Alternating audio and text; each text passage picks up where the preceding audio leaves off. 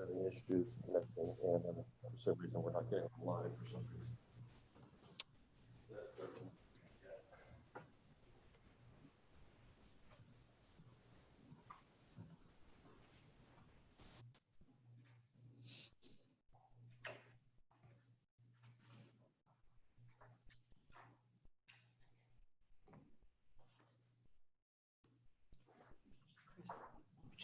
Which pharmaceutical company?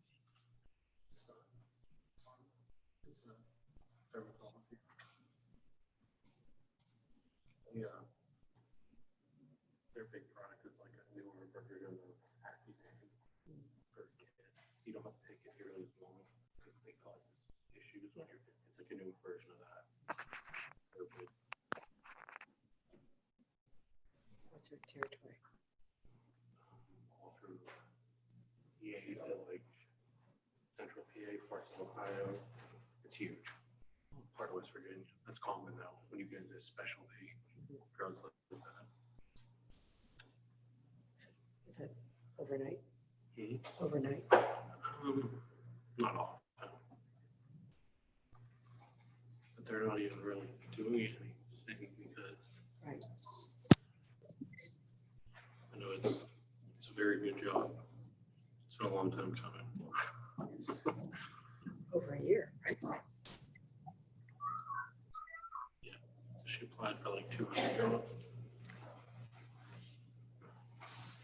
I'm sorry. Kate, can you hear us now? You're muted, but okay, good. What's that, Madam President? Good evening. I would like to call to order of Mount Borough Council July 6, 2020 work session, both online and in person. Please stand for the Pledge of Allegiance. I pledge allegiance to the flag of the United States of America, and to the republic for which it stands, one nation, under God, indivisible, with liberty and justice for all. Roll call, please. Mr. Brinkley, Here. Ms. Del Rosso, Here. oh, okay, Ms. Vaqueros, Here. Ms. Osterhout, Here. Ms. Powers, Here. Ms. Ride, Here. and President Friday. Here. There are no registered speakers for this evening, so now it's time on the agenda for comments from the public.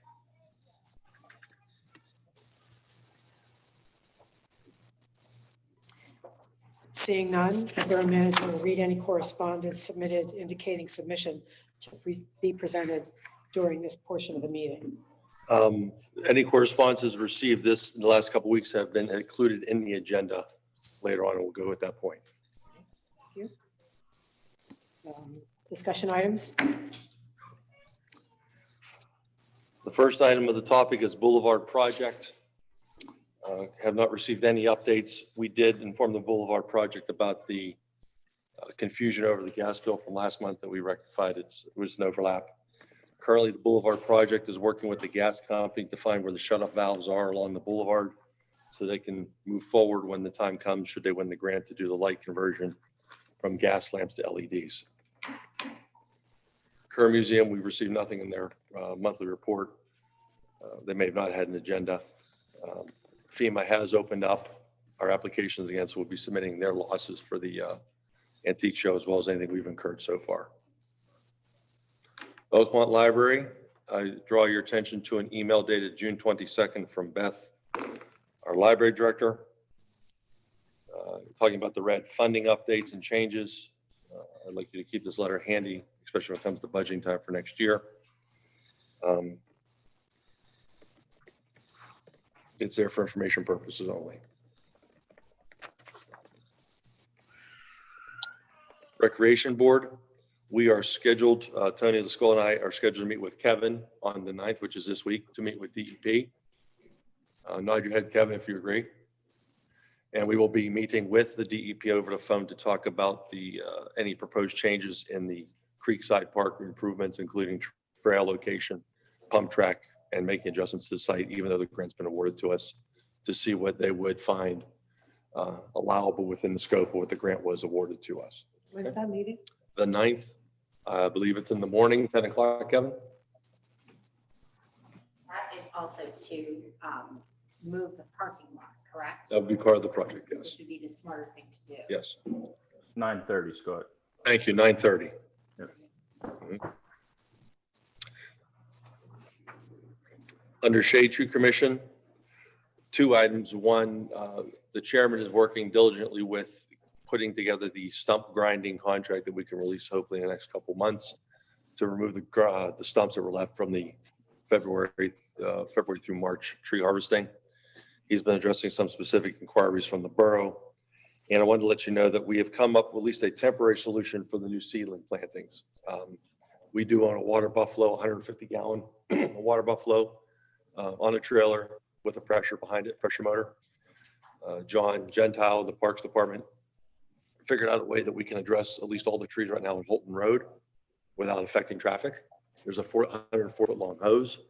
So he's put in his schedule now that one person can do it, and we're going to take care of those new tree plantings that went in last year, so we can address that. So now we know we can do the Holt Road. We really have no problems addressing any of the plantings because we have the stretch of hose. I think the next step would be as if we get something larger than a 150 gallon tank. Right now that's 2 trees or 3 trees at most for about 15 minutes. A larger tank would probably be gravity, but that length of hose would help us greatly. Have we been using that with Boulevard project? No. You know, I forgot it existed, but Parks found it in the garage in the storage area along the football field. It helped, yes. It was a nice, first of all, here's what we can do, and now here's how we can do it better. So we'll be working on that. That was a nice, yeah. Yes. I wanted to bring your attention, that was it under the borough groups and boards. The ALOM summer report is in your packet for a read. The note is exceptionally the ALOM executive director noting the leadership of the banner communities doing what we've been doing, Nancy, with the funding analysis and our strategy for the rest of the year based on COVID and the impact on revenues. I ask you to review the executive director's report. Also, if you look on the column, there's some outings and some ALOM events that are coming up that we may want to put on our calendars depending on our mood and stuff like that. Yes. I also get reports from Local Government Academy that they offer a lot of educational seminars, you know, just Zoom kind of things. And they're usually in the middle of the afternoon around 2 o'clock, but you can watch them at different times. So I can circulate those too, and it can be you don't have to have attended LGA. You just have to be an elected official. Phyllis and I are actually participating in them. They're on Thursdays around 2-ish. They're calling the summer education series. It's once a week. And it's been, our pension manager actually was presenting the one evening. So it's people we recognize and it's topics we're familiar with. Phyllis said she found the one of them. I didn't know it was the LGA one, but she said Yes. she found it very helpful. Yes.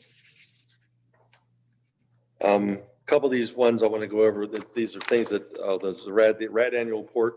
This is the cover letter for the annual report. The full copy is sitting in the foyer if you wish to read it. I don't know if it's available online for download. It just explains everything that they've done in funding through the county.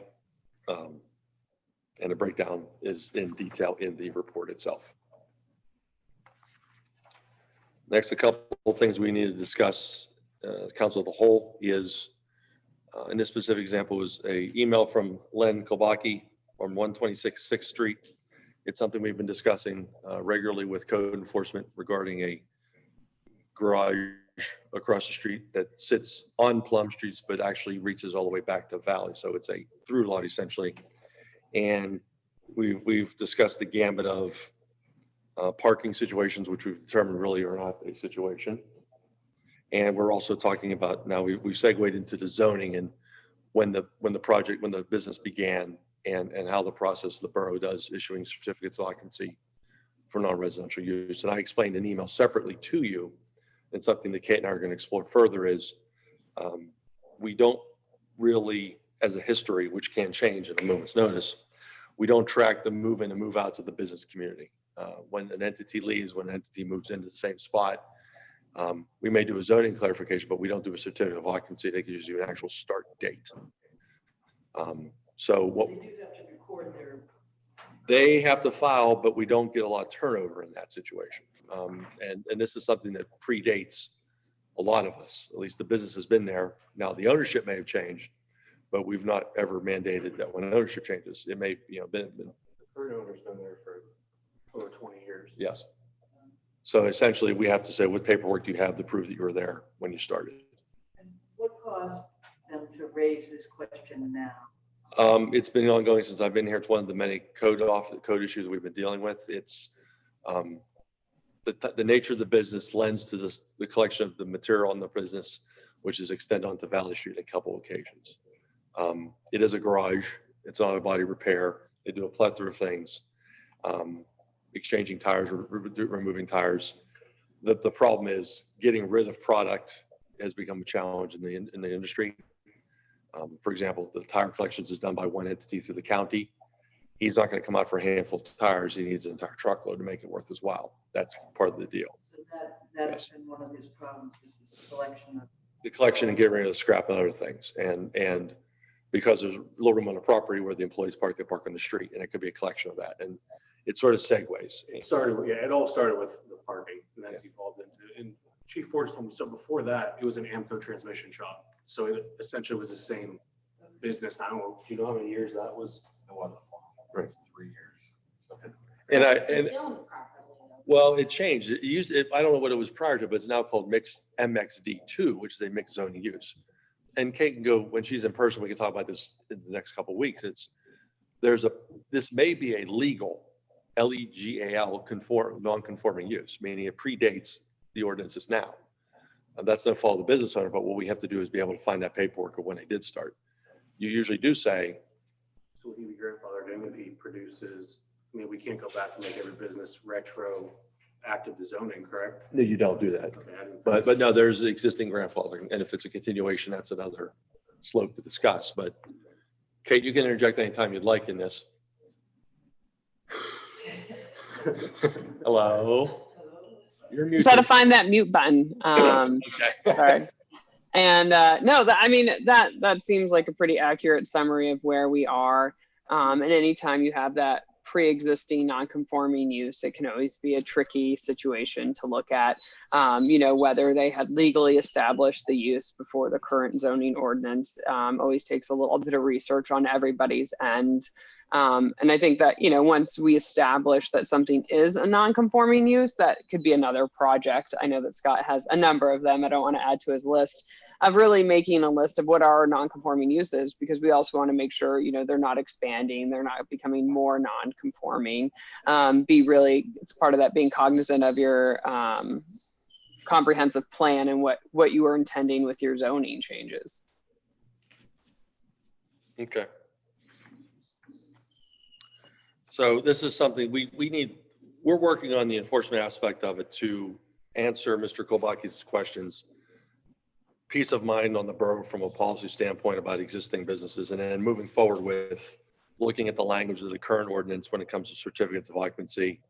I think Kate and I might be on different pages. I may ask for a little more tighter language, especially when it comes to businesses that stay the same, but the owners may change, so that we have beginning and end dates. But again, that's a policy position that we will present to you when we know we have something to put in place.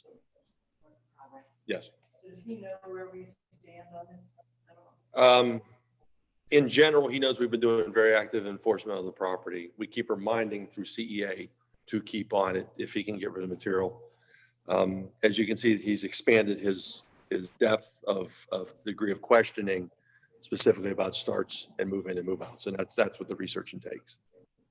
He knows that we're working on it. Leah? Well, I just, because this just keeps coming up and coming up and coming up, I just wonder, what is the extent to which the borough has had conversations with this business owner?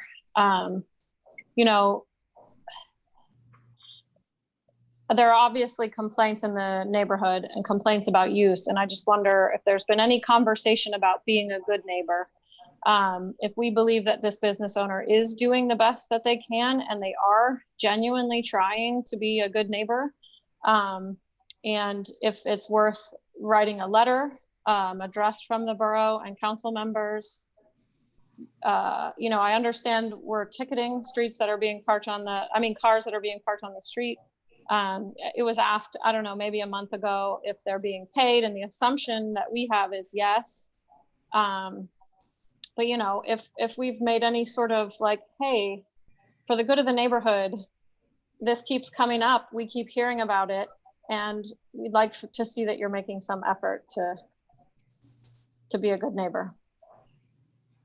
I know that our code enforcement agency continually visits with him for progress and for updates. I understand there's a challenge of getting stuff off the property because of the ability to get rid of scrap metal and where to take it and who will accept it.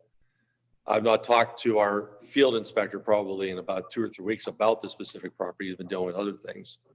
But yeah, the business owner definitely knows that he's on our radar screen. I've told those words specifically, that he is on my, that this problem is on my radar screen. It's one that's not going to go away until we all come to a point where we believe there's resolution. You know, the tractor trailer is not related to that. The semi thing is not related to that business. It's the person who lives next to them. It's two completely separate things. That parking complaint with the semi is not related to that business. Is that allowed to be parked on the street? No, and that's, I believe, we've been tagging it.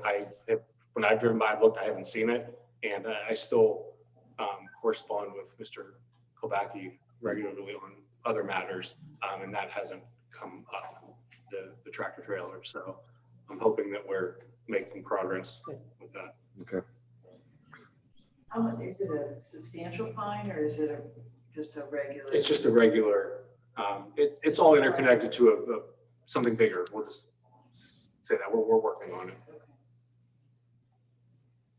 Have we received complaints from any other members of that neighborhood? No. I can say that. No, we've not. I won't say, I don't know if he's the voice for a bunch of neighbors, but no other neighbors reached out to us about it.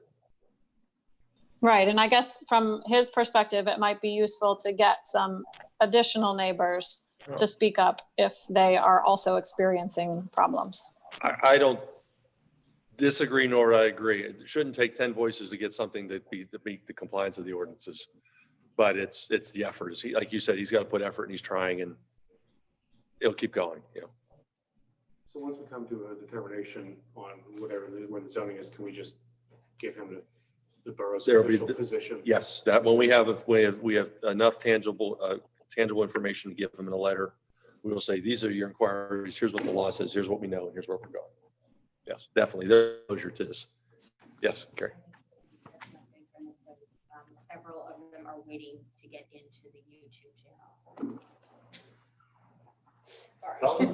Reply. Okay. I'm sorry. I mean, reply to them saying, go to the YouTube channel itself, because for some reason it went to it's on their channel, but it linked the wrong way for somehow. I don't understand why. Go to the YouTube Oakmont Borough YouTube channel, and we are streaming there because I'm looking at it. I'm doing it here so I can make sure. No, you're allowed to interrupt. I don't know why. It's as Kate was working on her hang up, I had that. It wasn't clicking over. I think the sentence where he says, to date, I have not received a response from anyone, is his plea for some type of status report or update or understanding of where we are in all of this. Do you think that that's something that CEA or we do? I would probably speak on behalf of CEA. Yes. Yeah. Do you think that's something that we could address for him? Mm-hmm. Carrie must have worked because it just bumped up to 5 people watching. there you go. Okay.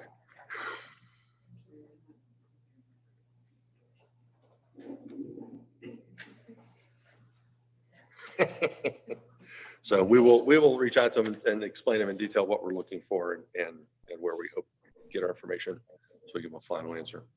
He may be listening too as well. Item number 4 under administration. In your packet is the cover letter and what I would call the executive summary of the budget for the municipal authority of Borough of Oakland, in essence, the water authority.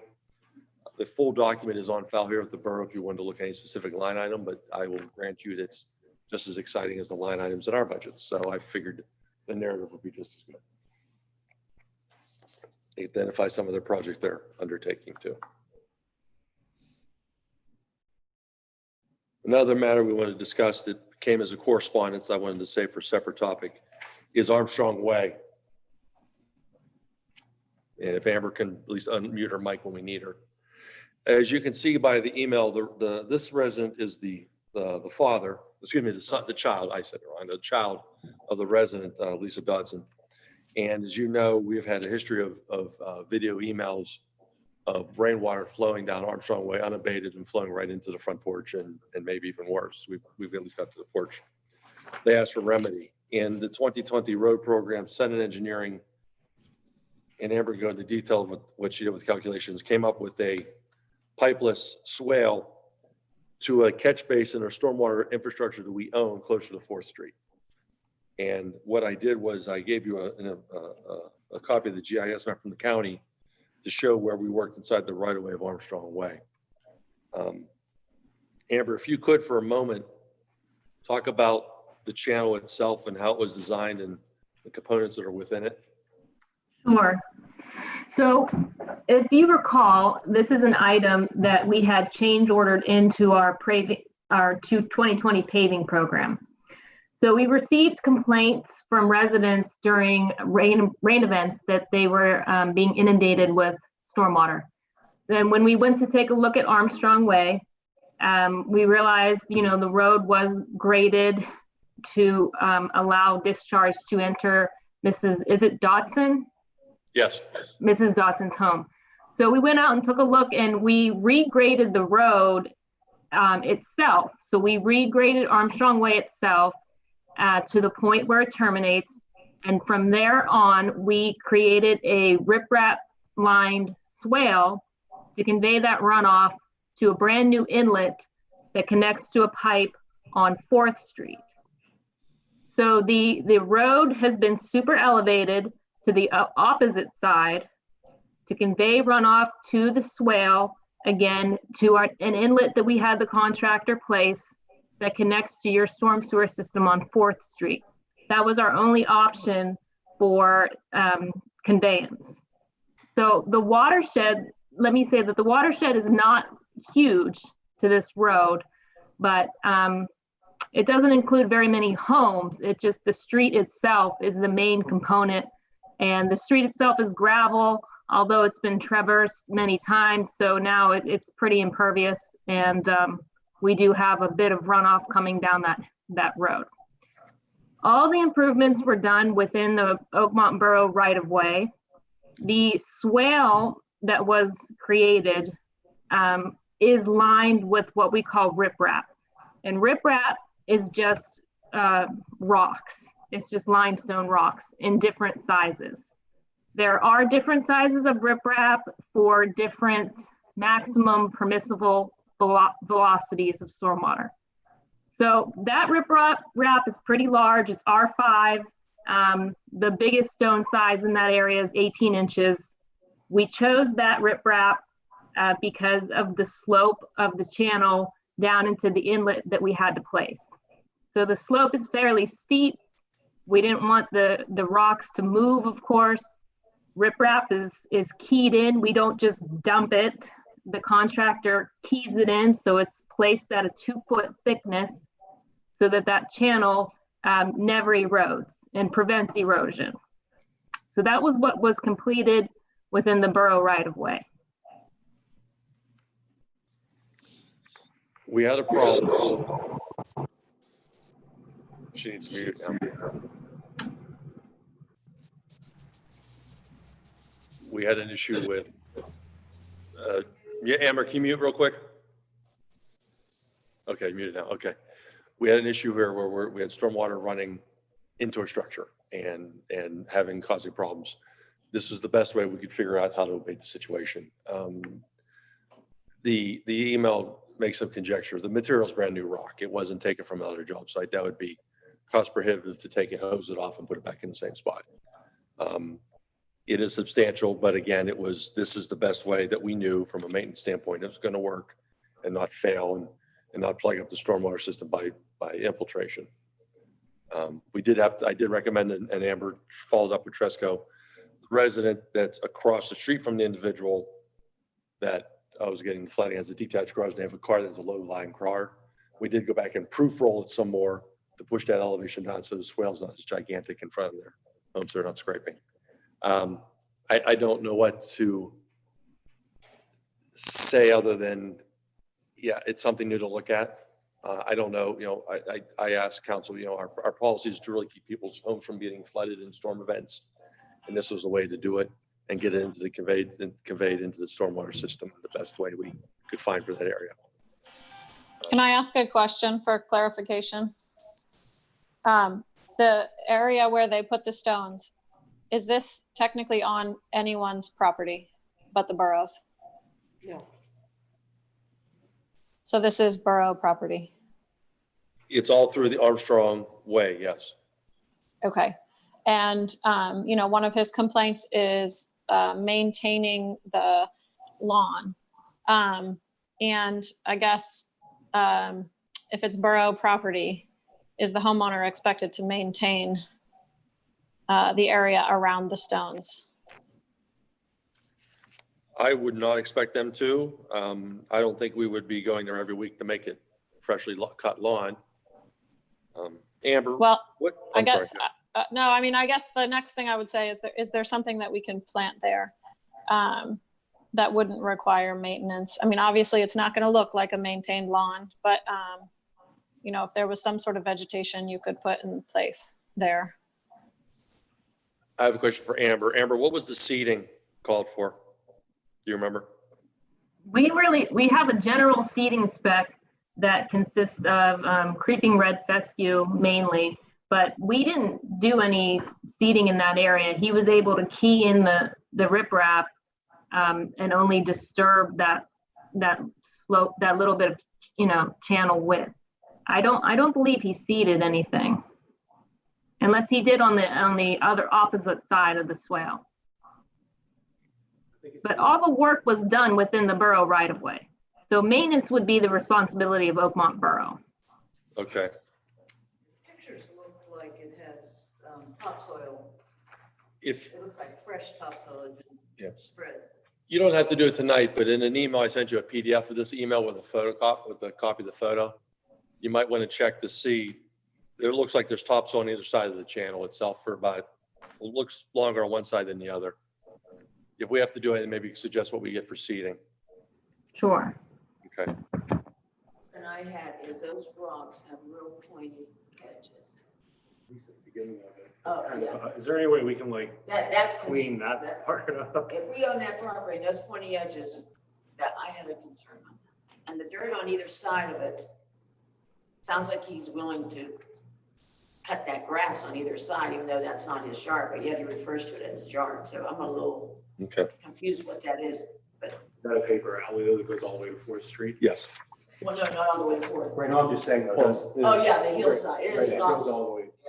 That's what it looks like on the giant stuff. But that's what'd you say, 18 inches, that rock size? Somewhere, yes. That's big. Why do we pick such big rock? Couldn't smaller rock do the same work as a riprap? As Amber said, the concern was the velocity of the water would just carry the rock because of the steepness of the slope. The slope in that area. Yeah. Put it right, it would just push the rocks right into the catch basin itself. I think didn't our streets guys do that a couple years ago where they actually did try to maintain it like that? So it looks like something you see on a highway. I agree with you, but I don't know if we would put something smaller in, if it would actually work. Well, there's sharp edges on those rocks. Yep. Somebody walks there, a child, I mean, I'm just telling you, those are razor cut rocks. I don't know if you've seen them, but they're Amber and I can walk the site this week and maybe do a little more of a punch list if possible. How much did we spend on this? Because this was what we talked about initially, and it was supposed to be like close to $10,000. So I'm wondering We were just under $10,000. for this. Yes.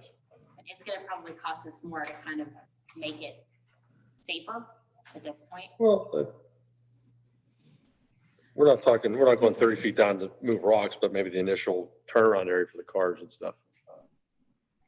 So the back of those houses use Armstrong to get to their garages, some of them. So, Some, yes. Some do, Then yes. it stops. Conley House doesn't have a garage on that side. Is that the one that we drive up? No, but their back patio is like right. Right there, Right, the yeah, side, right the there. side of the porch, yeah, but they don't come in that way to unload their groceries, let's say, or, I mean, are they using it? I don't know. The backyards of the other houses are using Armstrong Way. And that is a strange setup where that swamp is in that drain, that one, they were thinking way back, considering 4th Street was the top of the borough, right? Can we just pause for 1 second, because they did not get in. And there are people who wanted to see the pedestrians.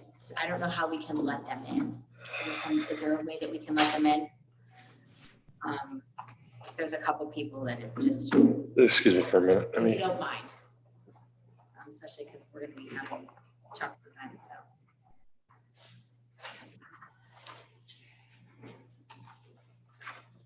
Amber, I have a question for you. My concern is I don't know if you've seen the picture, but right at the beginning of it, it's pretty rugged and jagged. Could we put smaller stone in, at least at the beginning of it? With that, Yeah, you could. You could, where the slope is a little more gradual, we could use R4s. I wouldn't go any smaller than R4s, which are, I have to look it up, but I believe the maximum stone size on that is 14 inches. So our maximum stone size here is 18. So it's not, too big of a difference, but yeah, where the slope is a little more gradual, you can get away with some smaller rock. We can, I still, given the slope to the inlet, you might need R5s down where it, the slope increases. I'm not worried about, I'm actually just worried at right where it meets the actual driving area of Armstrong Way. That's the only thing I'm kind of concerned about. Have you seen the picture that Scott sent us? No, but I've been there. I mean, I've been to the site. I'm literally worried about just that spot right there. Yeah, we can clean that. We can have them come back and clean that up. almost looks like. Definitely. And make a better transition to that area. Yeah. I mean, we're not gonna be able to make it so he can push a lawnmower over it. That's not gonna happen, but at least if we clean up the beginning of it, so if a kid was down there and stepped backwards, that they didn't trip over, I don't know. Mhm.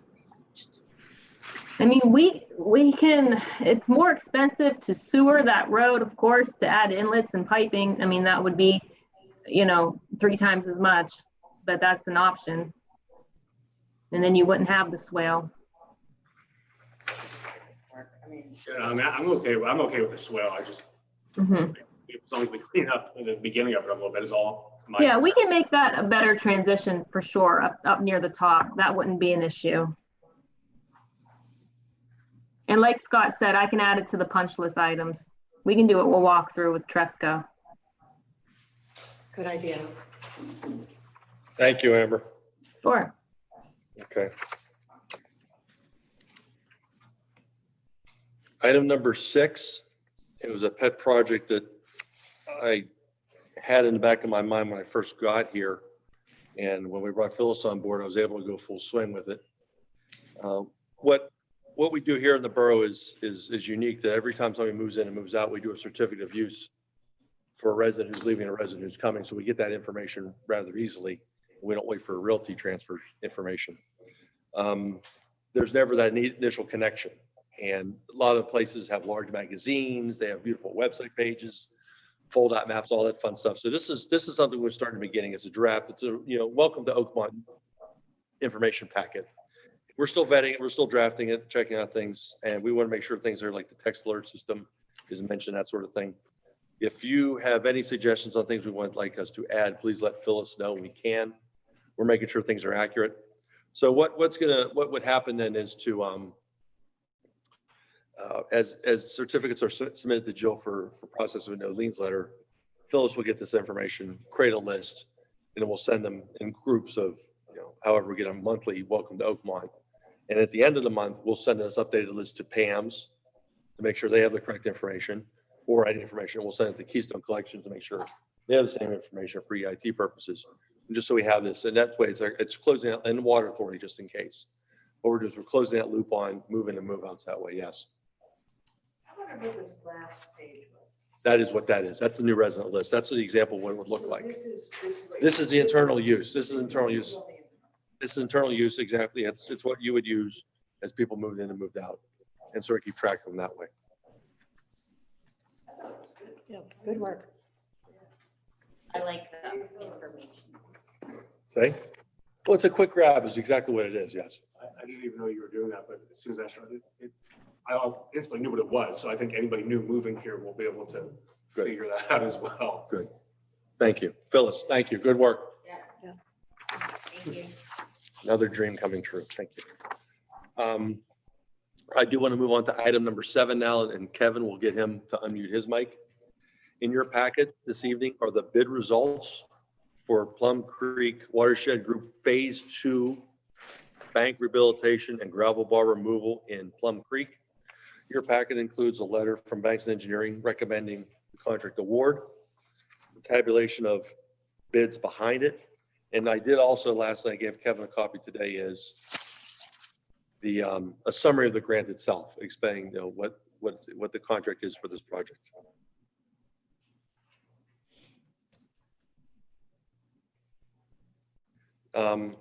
I asked Kevin can address the question. The gambit of there was see a total of 8 bidders, and the pricing is all over the board.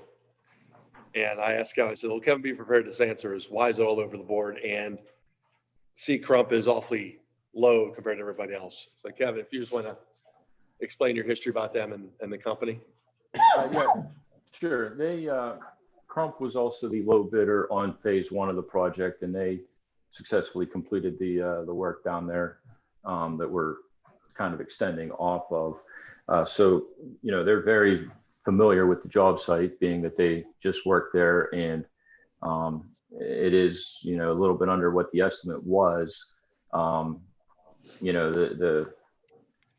our next lowest bidder is 133,000. You never know for sure, but the fact that Crump has done pretty much the same work at the same job site, I don't have any fears that we're not going to get a good job for that price. Council, this is in your packet for you to review, and we would take action at the regular meeting to award a contract. How This many is- bids? Oh, I'm sorry. 8 bids total, Okay. which is that's a really healthy number of bids.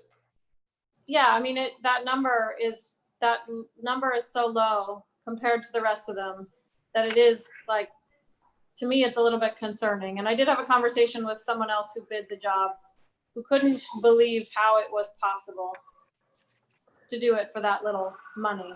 But as long as you feel confident that they'll do a good job. Yeah, I think the only difference that I'm aware of is they had a little bit of a slightly different plan to get to the other side of the stream from maybe what other folks were looking at, but it would still be permittable and in accordance with the DEP permit that we have to do the work. So, like I said, if they hadn't already done the work on phase 1, I'd really, really be concerned, but I feel like they can do it for that price.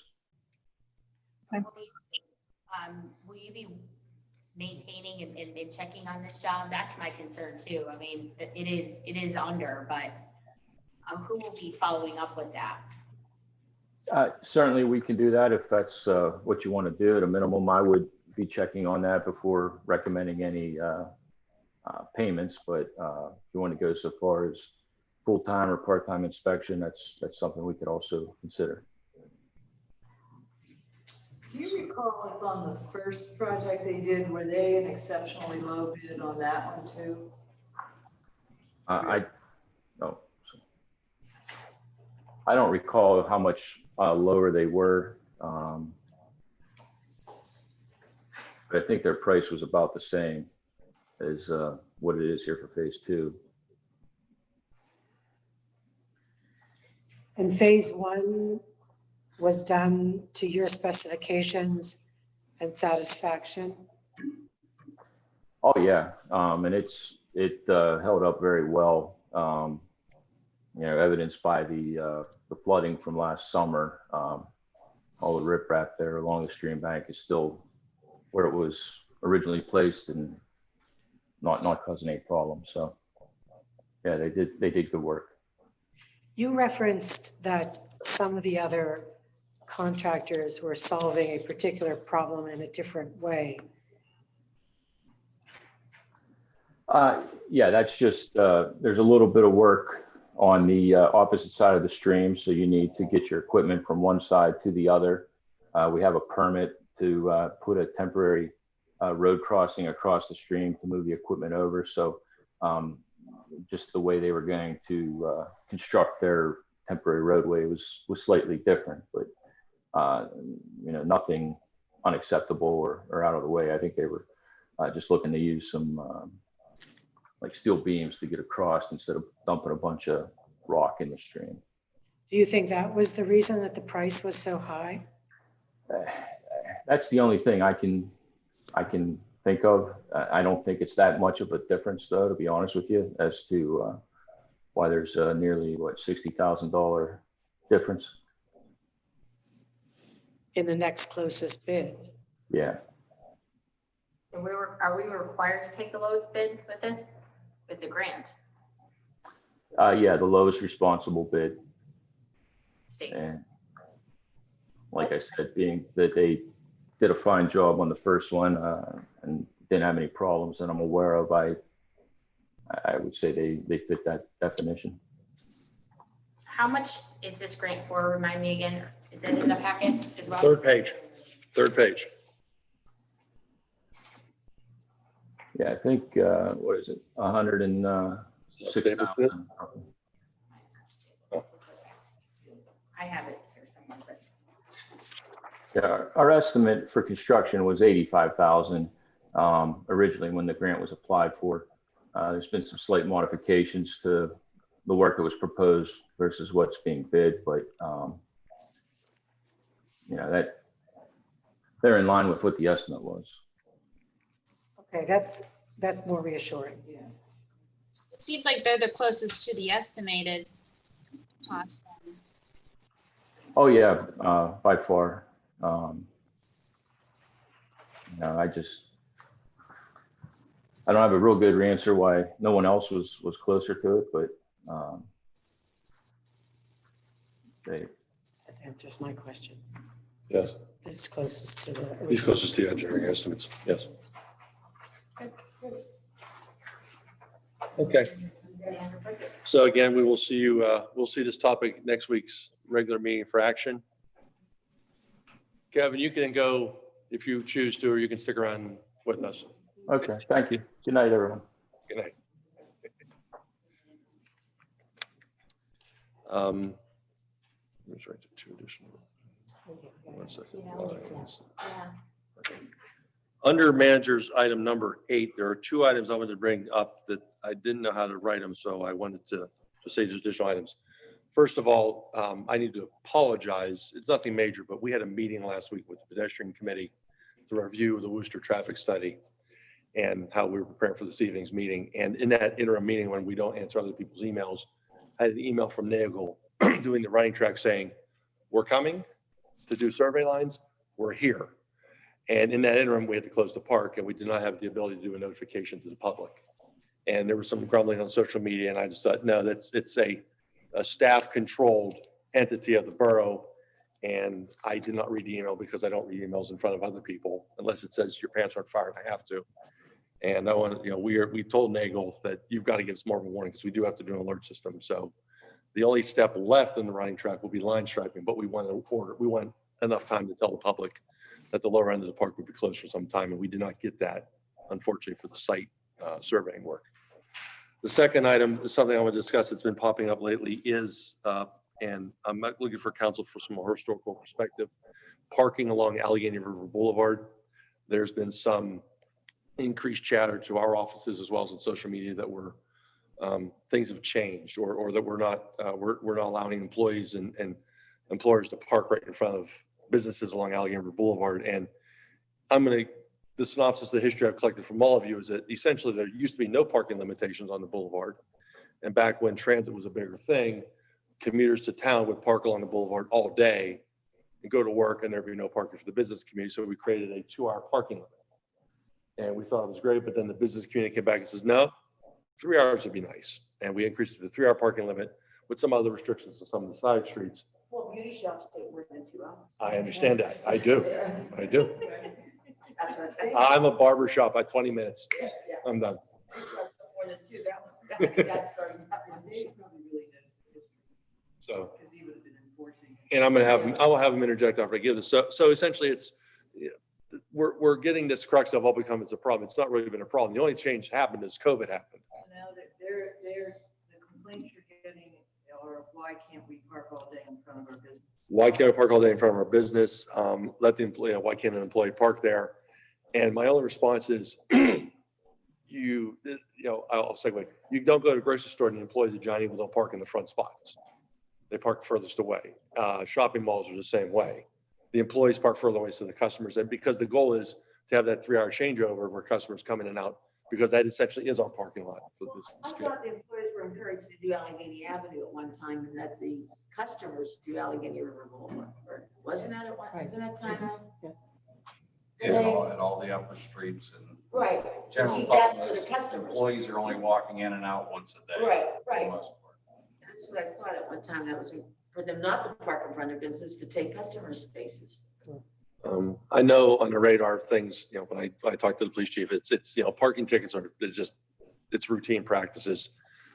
Staff complement wasn't there as it was before, so maybe there's more liability on staff. Right. I mean, like I said, last year, we were cutting tons and tons of daily shifts. So it was the chief and one person. 3-hour parking wasn't getting done because they were doing the sweeper unanswered calls. So it may have been, people may not have gotten tickets for a year, but it's not because the law changed. We just didn't have manpower to do it. Right. So The conversation was started up by one of the business owners. I'm going to make my way down to visit them and just say, I understand your plight. I said, but here's the rationale behind it, and go with that. And I don't see us doing any parking permit situations. I see that being a total chaotic moment. Right, we didn't do it for the bakery. Right. No, we never do permit, that's something. and but also What's the chamber have to say with their businesses? Are we on the same page with the chamber? I've never officially asked them, but they've never come out to me and said it's a problem. I would think that they would be on board, and I will ask them for confirmation, that they definitely would be on the board of getting the customer base to turn over and make it convenient for the non-resident to come into the business. Yes.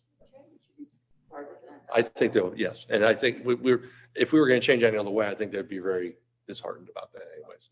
But I'll reinforce it with them, absolutely. I'm not sure either if all these businesses are even members of the chamber. Some of them are and some of them aren't, so I don't know. But enough would be, yeah, enough would be to say, hey, The majority are looking at that list. it's not 100% correct, but there's definitely a larger number in the boulevard. So that's all I have under manager's report. I'd like to turn it over to Kate when she can find the mute button. Found it. I'm good. Thank you. Let's see, of the things that I wanted to bring up right now with council, one was just kind of, I think it was maybe the last, I'm not sure if it was the last public meeting or the last workshop meeting, council was talking a little bit about some problem blighted properties, and I think it was the last workshop, and was looking into what we were doing with those properties. There was a specific one that had been asked about. And so Scott sent me a nice spreadsheet that showed everything that your tax collector is working on and kind of how they're trying to move things forward. Due to COVID and the court's closure, sheriff sales were stopped since March. They're going to resume next month. The one problem property has been moving forward. So I anticipate that should be going to a sheriff's sale unless there's some extenuating circumstances that happen. So hopefully we'll see that move into a new property owner's hands, and you can see that problem property addressed.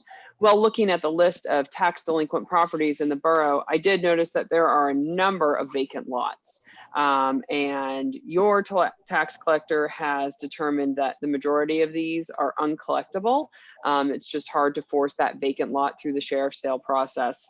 And so I just thought I would recommend council looking at Allegheny County has a vacant property recovery program, and what this is, and I can kind of put all the information. I've sent some to Scott and make sure everybody gets it if there is interest, but it's a way that the borough can declare a property blighted, and then the Allegheny County Redevelopment Authority moves it through to a new owner. So through an eminent domain process, because the authority is allowed to take it for eminent domain due to blight. One of the ways that it can be declared blighted is due to at least 3 years of delinquent taxes. So these are tax delinquent properties. We've worked with this in a number of our other communities, and it's just been a really nice avenue for some properties that are meeting these criteria, where they're tax delinquent, maybe they're of a lot of interest to a neighbor, but wouldn't do well at a tax sale. There is a cost associated. The cost is for the property, for the person who's asking about it. So this is also one where it's only going to move forward if someone expresses interest. So the cost would be, I think it's $3,000 is the current fee that would cover kind of legal fees and other costs to move it forward. There's a lot of kind of advertising and notice that goes along with that. That's a really reasonable number. And then it will also, they ask that the new purchaser pays the appraised value. I've seen a lot of these properties go through, and I can tell you the appraised values are usually very low. So they are not, trying to force anybody out here or make it hard for anybody to obtain these properties. So the way that would happen is the borough would have to agree to enter into this program. There's a resolution involved. You name say the county can have control of these blighted properties, and you'd have to approve properties that are moving forward. So it just seemed like that might be an opportunity to kind of take care of some of those vacant lots, because I know we've had conversations about a few of them in the past as well. So I'm happy to reach out to the county and to see, if the process, last time we looked into it was 2015.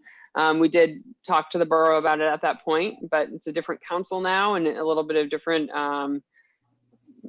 maybe considerations. So I'd be happy to reach out to the county and see if, we're still in the same boat as far as resolution and kind of what it takes to move this forward if there was interest from council. Kate, So- what is the timeline? If we decided we wanted to do this, how quickly can you get property owners in those homes? So it's typically vacant land. You can go after homes, but it's typically moved, most of the property you're going to see move through it is vacant land, just because you're really, for the, where there's a structure, there's extra criteria there, because the county really wants someone to pick it up who's going to move it forward. And it has to be a neighbor. It can't be a speculator. Okay. So, and they need to go through a legal process of notice and advertising. So it takes a few months once we're in the system for a property to move through. And how many, you said we have a number of properties. How many would you say we have? Delinquent vacants? A lot.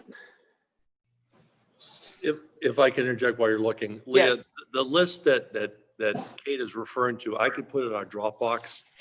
The spreadsheet was created by Renee when we started a project last year with Mr. Favo when he was still treasurer, and Keystone Collections, and Randy Gall when he was on council.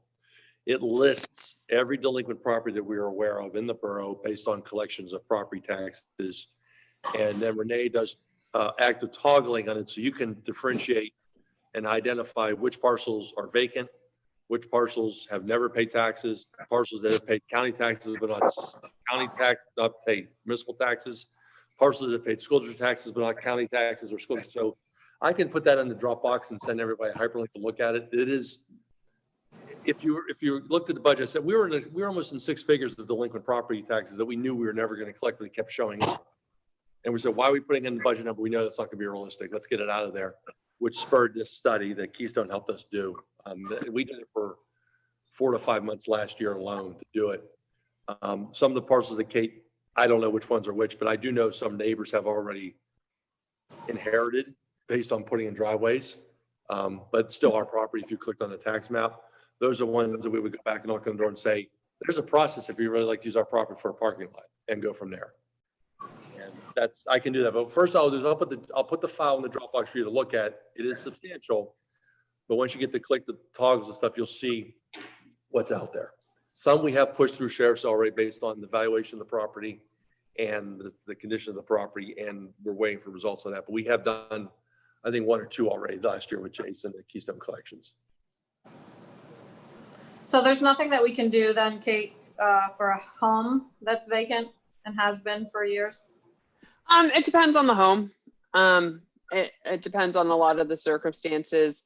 And I think that, so the one house that I apologize, I don't have the address in front of me, but the one that I was asked about at the last meeting, I did go online, and it looks like Keystone is trying to move that through the sheriff's sale process. So and that takes a long time, given the notice and all those requirements that go through to get that from filing, there's a sci-fi action, so the whole process will take a while. So that one was teed up that it could have gone through towards the sheriff's sale, but for everything shutting down. So I'm hopeful that when that process starts again, that property, but when you're looking at those vacant properties, a tax delinquent vacant property is going to be approached differently than one that maybe someone is paying the taxes. A property that there's a potential owner for is different than one where there is not. I know that we do interested purchaser agreements through our, we could talk to Keystone. I'm not sure if they have it set up, or I'm sure they'd be willing to through Jordan as well, where if a property, if someone's like, I will absolutely bid on this if you bring it to sheriff's sale, here's my minimum bid. And we ask them to put in their minimum bid, and it goes into escrow.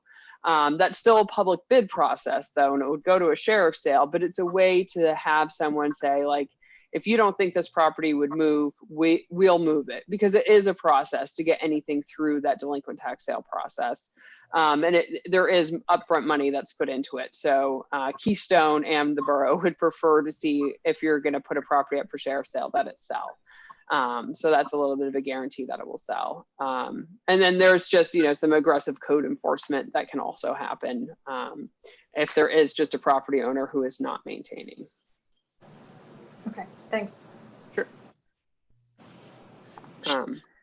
It's still, if you had a lot between that's vacant with 2 neighbors and they wanted to split that and each buy half or take half, are you allowed to do that too, to sort of reconfigure, I think that those are some extra steps, because then you'd be doing a subdivision as well. And I don't think the county would want to be a party to that, the redevelopment authority. But I'm sure you could maybe do an agreement with your neighbor that one of you move forward with getting that vacant parcel, and then an agreement that you subdivide later. Because you'd actually have to do a subdivision to move that lot line. yeah.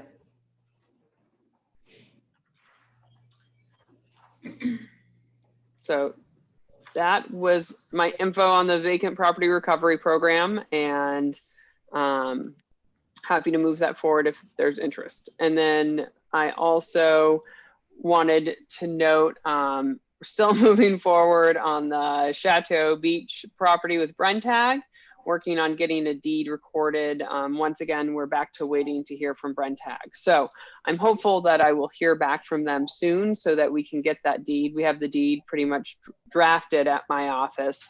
I just need one more detail from them. And then once we have that, then we can move that forward. I know that Amber needs that as a piece of her puzzle as well. So working to move that forward. And I think those are the highlights from me, but I'm happy to answer any questions if anybody has any.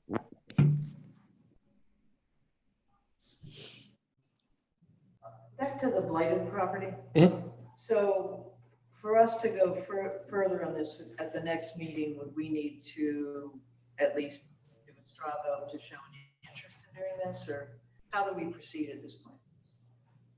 Well, if I recall, when we were asked before to do this several years ago, there are some stipulations if we commit to that.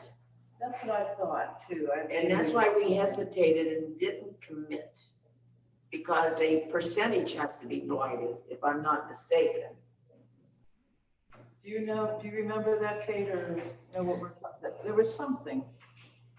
I don't know what the issue was last time it was talked about. I don't, and there's not a percentage of blighted property in the borough.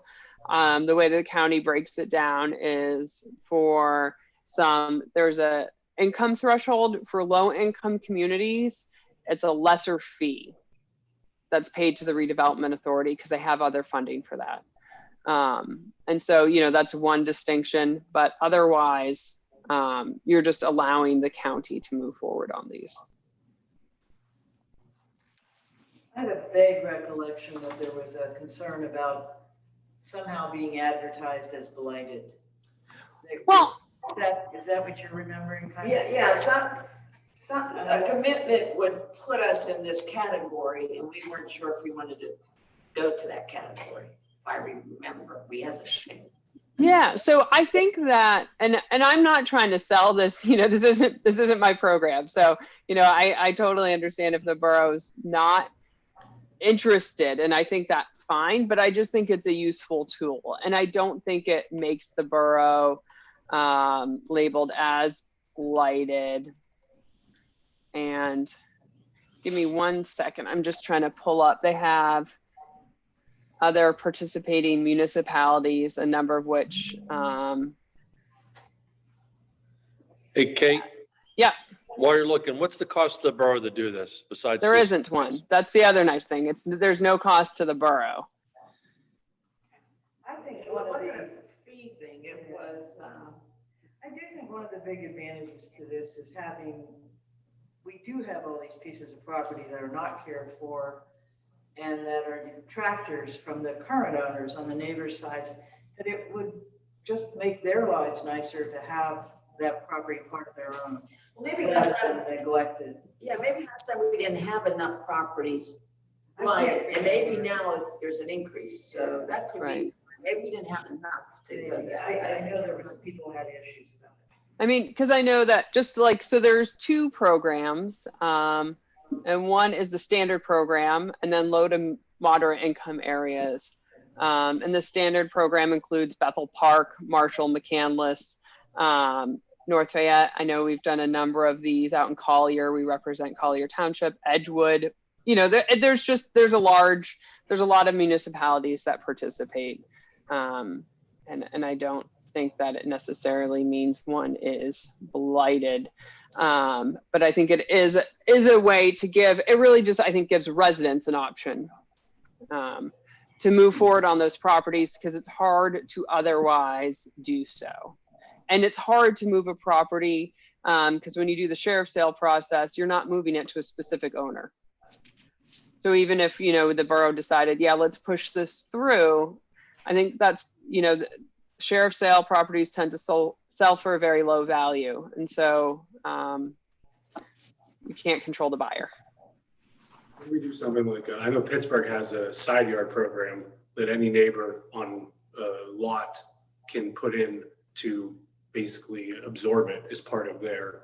Right. So this is similar to the Pittsburgh side yard program, and they run theirs through the economic development.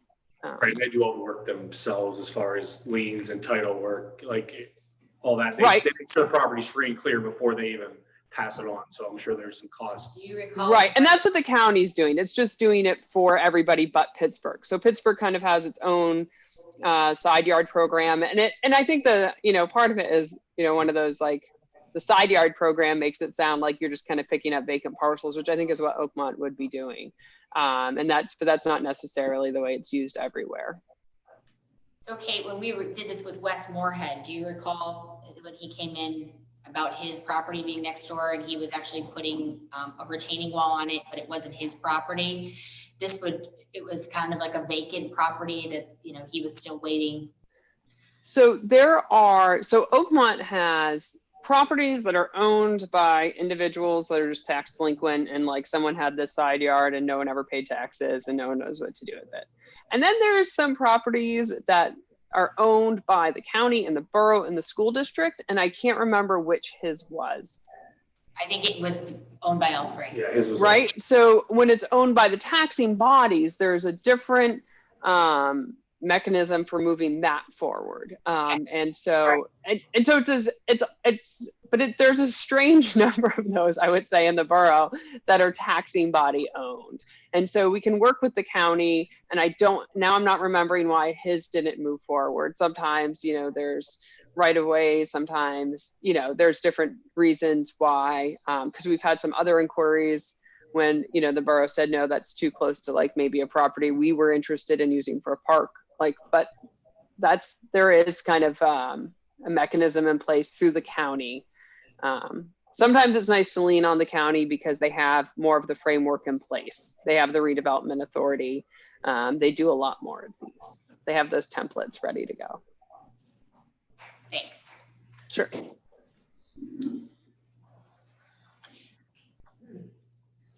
So back to my question, do we have to take an action as a board at our next session? Okay, did any take formal action, or is this administrative? We don't need formal action. So at this point, this is more of a, do you want me to send you more information, put together something that's check in with the county, see if the borough could move forward with this and just kind of send all that? Would that be helpful? And then I think we'd only really need formal action if we wanted to go forward and do a resolution and move forward with the program.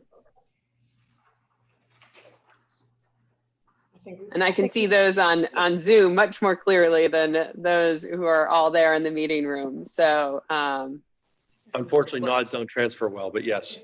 okay, great. So I'll put that together. And then that will give everybody an opportunity to look at it, ask questions, and kind of get a better sense of what the program is. Thank you. Anything else, Kate?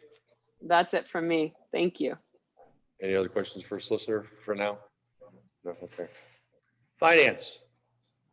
Everybody has their warrant lists, and if you have any questions, let Scott know. Please, yes. And we can get more detail. If anybody has something right off the bat that we might be able to answer, I'm glad to. But he could then look it up and see what's going on. And then when we came in today, Renee had prepared the summary, the one-page summary with the month review beginning from going from May through December. And so she sent out a slightly revised version. It didn't change very much, but we just wanted to make it accurate. And so if you note now on the first two columns at the top of the column, it says actual. And so each month as we progress, that way people will know that those columns will never change going forward. And we just thought it might be helpful to make sure everybody understood those are now fixed because they are actual figures. And we're pretty much the same place we were last month. There hasn't been any dramatic changes. Our earned income tax is actually looking pretty good, better Yes. than we thought. Yes, we'll see what happens next quarter, but yes. Yeah, and so up through the second quarter, we're at, I think it's 56%. Yeah, 56% through June. So that's much better than we feared. So that's good. We're still hoping to find 150,000 of savings from various places through the rest of the year so that we can start next year with our $300,000 beginning balance. So we're working towards that. I don't know that we'll make it, but we're working towards it. So, Good job. This sheet is very nice. this is Renee's. We like this. Yeah, she does it's very nice. And then the budget reports give you all the smaller details, and you can see where everything stands. That's really all I had. Okay. Unless people have some questions or whatever. I have a question. Yeah. Okay, I'm on the budget report and I'm in the general fund on page 8 in the parks and playgrounds, so 454. And I'm just looking at line item 454, 740, major expenditures. And it says that we're budgeted for 445,912. And we've spent 21,383. So that jumped out at me because the 445,000 seems like a huge number. And I was just wondering, is that parks maintenance? No, that should be major, that should be, well, actually, Scott, do you know what that is? Because I honestly don't. I would have said it was the, pump track and, not pump track, the running track. It could be the running track. I'd have to go look at that specific details. Could be Chateau Beach, could be some. So I believe that those are all in the parks, not the general fund, but those are all in the parks budget. So they wouldn't be listed twice, correct? No, this is a major expenditure. We got to, okay. We do this all the time in the office, don't worry. The number doesn't look great. So we'll find out the answer. Yeah, we'll find out. Okay, I mean, I know that, and this is for everybody, the rec board is going to come, I believe, to the next meeting to present changes in plans for the trail and the pump track, and they would really like to move forward. And I know that we're concerned about money. And I just was thinking that, that maybe that's in error. When I first looked at that, I thought, oh, well, we've got plenty of money because all they need for their match, I don't know, maybe it's $40,000 or something like that. But I think it would be helpful to have some idea of where we stand and to look at that. I know we have a new parks director, and because the schools aren't using the fields, there's probably, I would assume, significantly less maintenance that's needed. And I don't know if it's possible to be able to find some savings there, so that we don't have to worry. We really would, we would just lose so much grant money if we continue to stall with that project. So I would just like, for all of you to think about it, to think about leading up to next meeting, what your thoughts are, your opinions about spending that match and spending that money. I know it's one of the projects that was on the list as possible projects to cut. That's my only thing. And so maybe if we can really look at the general fund budget and parks and playgrounds, and then look at the rec board's budget. I know the rec board has spent virtually no money this year. So hopefully we'll be able to find enough to feel comfortable moving forward if they come to us with a good plan. You see that number?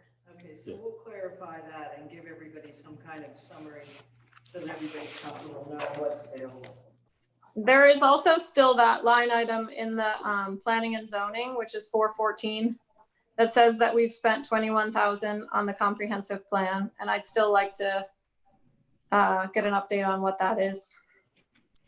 I'll call you. Yeah, because It was a carryover, a little bit was a carryover from last year, but they did, we've got to go look at our scope of services, and we've stopped doing any work on a comprehensive plan for now.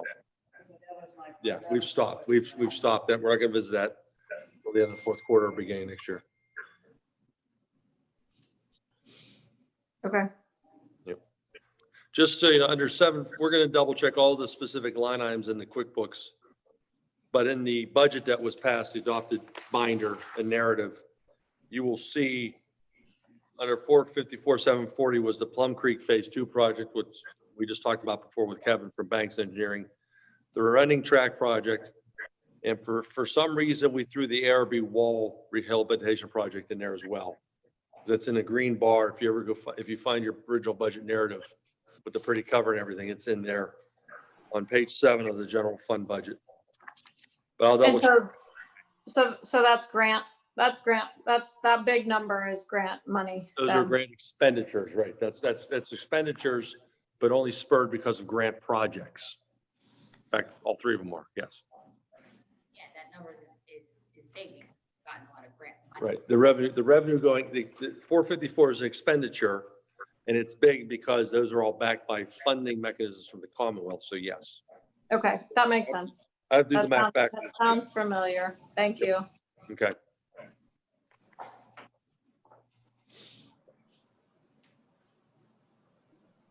That was all I had. Anything else in finance, Nancy?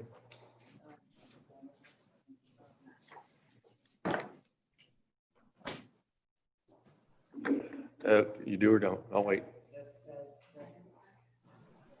Okay. Under item D,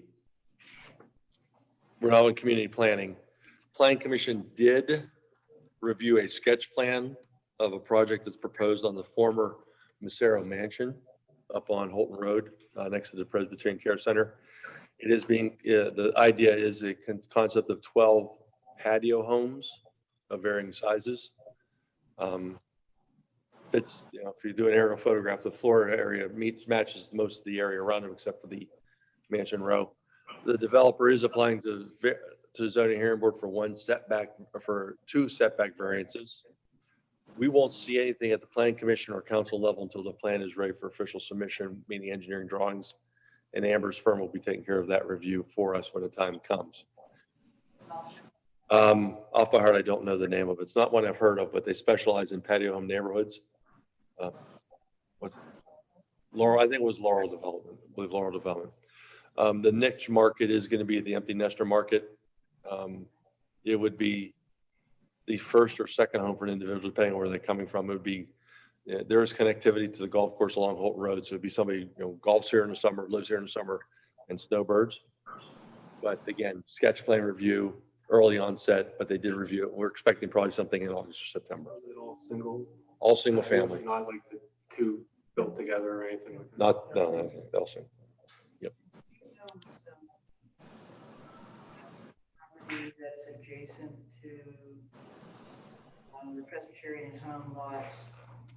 Was there a portion of the property that was sold to them? No, that whole conceptual idea, that went away. This is the whole parcel itself under one ownership, not subdividing it to anybody else. That's almost what, 5 acres? Isn't it? It's just under 5 acres, yes. That's still decent.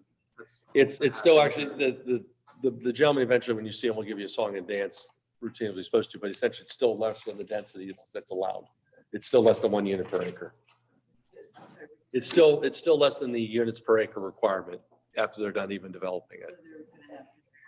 No, that's better than the density per acres here. They're developing it at this density. So that is something we'll be watching in the next couple of months. No through road connections. Not anything connect onto the dead end part of? No, because the dead end behind them, well, not the dead end with it doesn't touch because the Bradford properties actually prevent that from happening. The right of way is blocked. And the other street, Oak Glen Drive, that just sort of drives off into the trees, it's off center. So it only has 25 feet of right of way there, so it wouldn't work either. In and out off of Holton. They'll be off of Holton. They will have to get new permit from PennDOT. 12 units is a very low volume. It will align with 11th Street, so there would be a T intersection. And they're not only doing the sidewalk for Gloucester along the frontage of Holton, but it does go into the plan itself too. So there's continuity of sidewalks. So, yes. It's definitely a different market. Under public safety, Mr. Mayor? I actually don't think we have anything to report. There was I'm not going to say a protest on Saturday because it was more like Assembly. an assembly, and there was no issues. people who organized it reached out to us or to the chief, and it was all, I mean, everything was fine. There was no issues whatsoever. Other than that, I don't have anything this time. In your packet is Mr. Albright. You reached out to him and said, can you give me an update for the July meeting? He gave you a specific incident report on the event down at the nursing home on Ann Street. If you recall in the news, it made it there. A cleaner using chemicals to clog the drain created a vapor situation. From our standpoint, Joe Rakowski was there as superintendent of wastewater treatment to make sure anything that they flushed down the lines was acceptable to the treatment plant, and it was. And you see other Albright's updates on other things. We're still working on the hazard mitigation plan, and hopefully be done. COVID willing, we'll be there before the end of the year. Okay.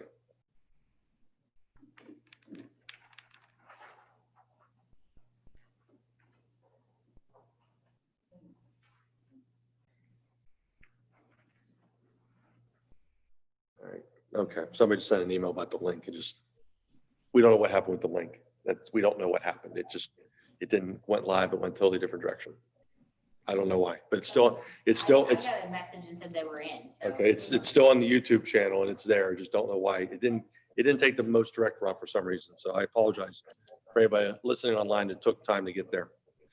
COVID-19 update. As you're aware, last week, the county did some strengthening of the safety protocols for businesses in the county. As you see, I followed up with an email to staff and department heads reminding that we're not getting lax in our protocols. We do have to order more masks, like Sophia's wearing for the office staff.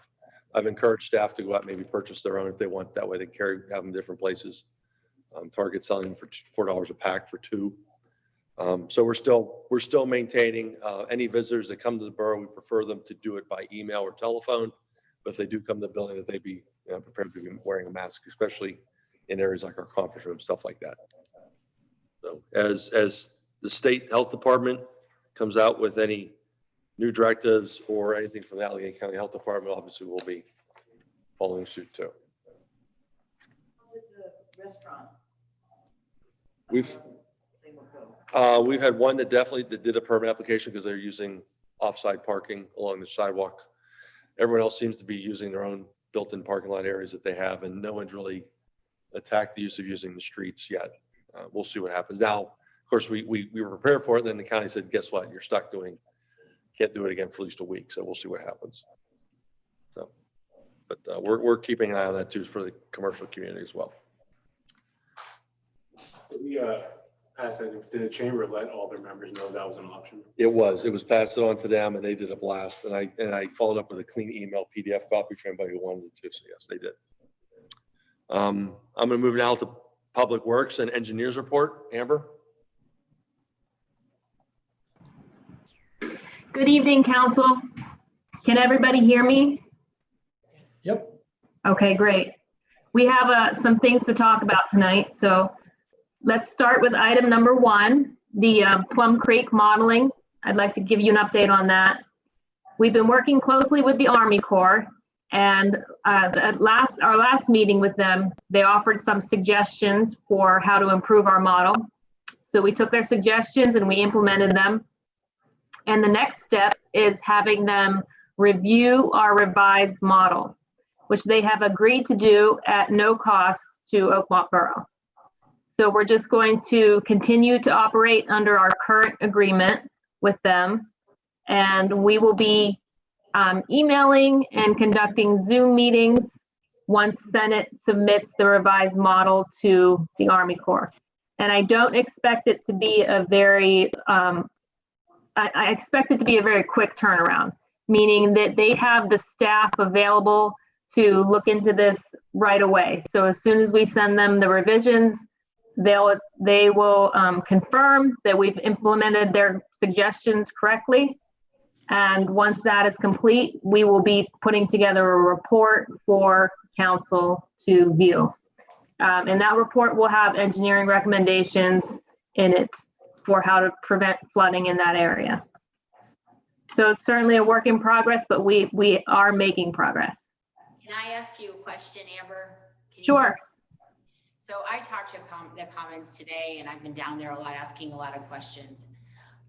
Their concern is that this flooding happened last year before, again, we were on a dry spell, the ground was hard, and then we had started having these downpours, and then the flooding happened.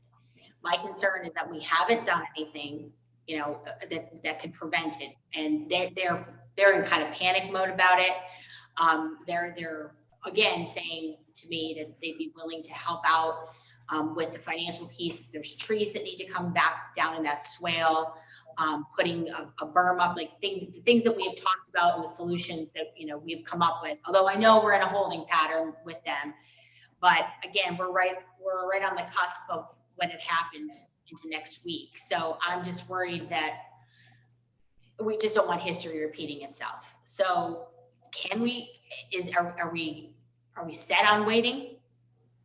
Well, it's not waiting. We're waiting. Well, we don't want to do anything haphazard without without final engineering drawings that the Corps will release, or at least Amber's drawings will tell us to do. We can't really wait for it. I mean, we got to wait for something. Well, but there's been solutions that we have been, kind of gone over. The riprap coming down. We've been cleaning out the culvert, correct? Like all of this has been All the going time. We cleaned the culvert all the way down to almost just the Plum Creek itself. Right. Mike has rebuilt 2 storm inlets down there so they actually don't implode and they can still collect water. Okay. He did go underneath the crossing underneath Commons Drive already once this year to clear out some of the debris at both ends that just happened to accumulate. Behind the houses. It's still there. It's where we removed the trees in that area. That the low-lying area is still there and it's holding water. Right, but didn't we dredge it a little bit in? Not yet. No, it's still on our property. That was my question, was that easement ever granted?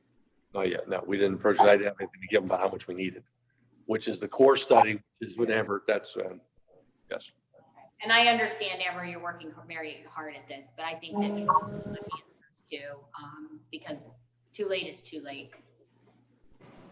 But I think the other project to add to that list is the stream bank restoration that we just talked about tonight. So I believe that we have checked a lot of things off of that list.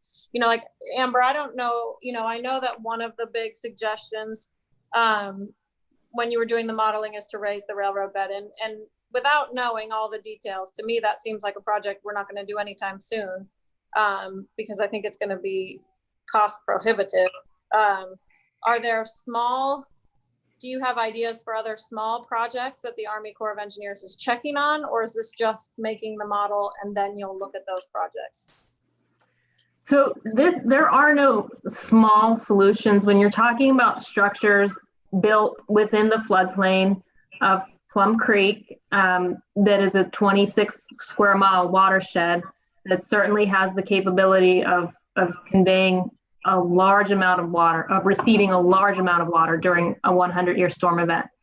There are no, the borough is doing all of the little things, quote unquote.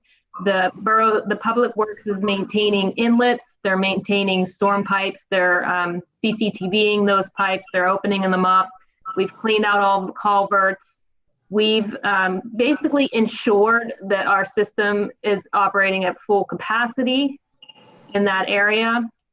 And so the solution to prevent flooding of this magnitude, like you said, it is going to be substantially expensive. And so we want to make sure we model it and we plan it out. We don't want to spend $500,000 creating a berm that doesn't work. So this is why we're going through the steps that we're going through with the Army Corps to ensure that our proposed solution is going to be costly. So we want to make sure that it does work. And the smaller items have already been taken care of. The borough's been out there, like I said, maintaining all of their storm sewer system in that area. Right. So I guess I'd say, like, in response, Carrie, to your question, there's probably not a lot that can be done. And then certainly not in the next couple months to solve this problem or within this budget, because we certainly don't have money to do major projects. Amber, what kind of timeline are we looking at now for the Army then to look at it again and get back to us? Like I said, so during this process, I've developed a relationship with their personnel in charge of the modeling department. And they've indicated to me that they can attack this right away. So we're right now, we're finalizing the data that we're going to send over to them. It should be shortly. I don't want to promise this week, but that's what we're aiming for. And I don't expect, like I said, I expect them to turn it around really quickly back to us. And that's all we're looking for, is a final confirmation that, hey, this looks good. Because like I said, this could be up to, like a $500,000 project. We don't want to get it wrong, certainly. We want to make sure we cross our T's and dot our I's, and we've really thought this through. So I don't think it's going to be much longer, but I understand the time frame. I understand the nervousness of those people in that floodplain area. So we're working, as quick as we can.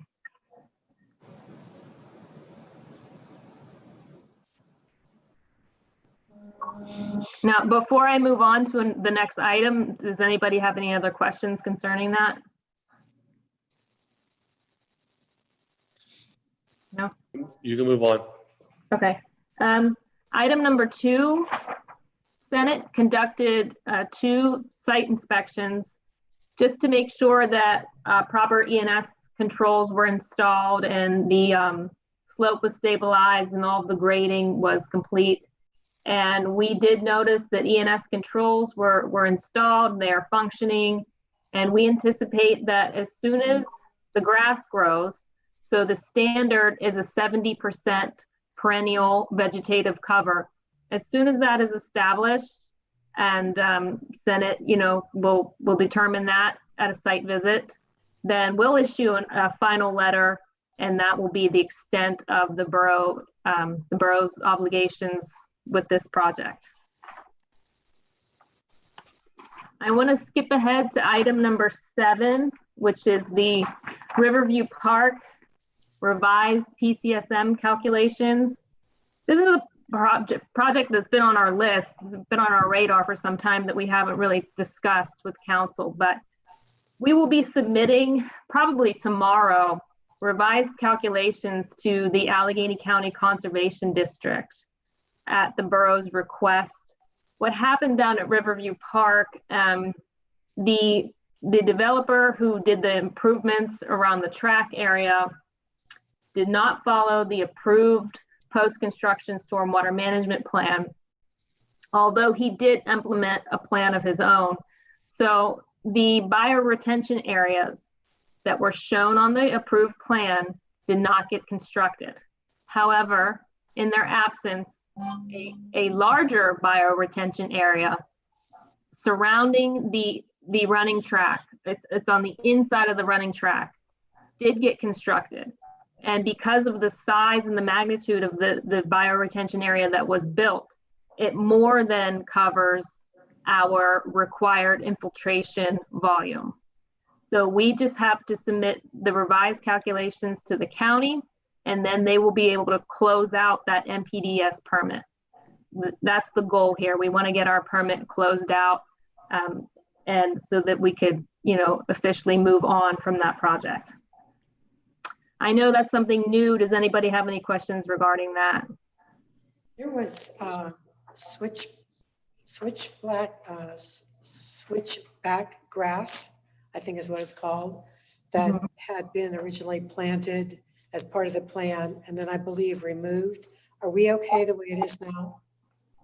Yes, our calculations show that even though the grass didn't get planted or was planted and removed, and even though the bioretention areas that were proposed did not get constructed, as well as the roof leaders from the pavilions do not discharge into bioretention areas, even though those 3 things did not happen according to the plan, the size and the volume of the bioretention swale that did get constructed is more than capable of, it's larger than what was needed.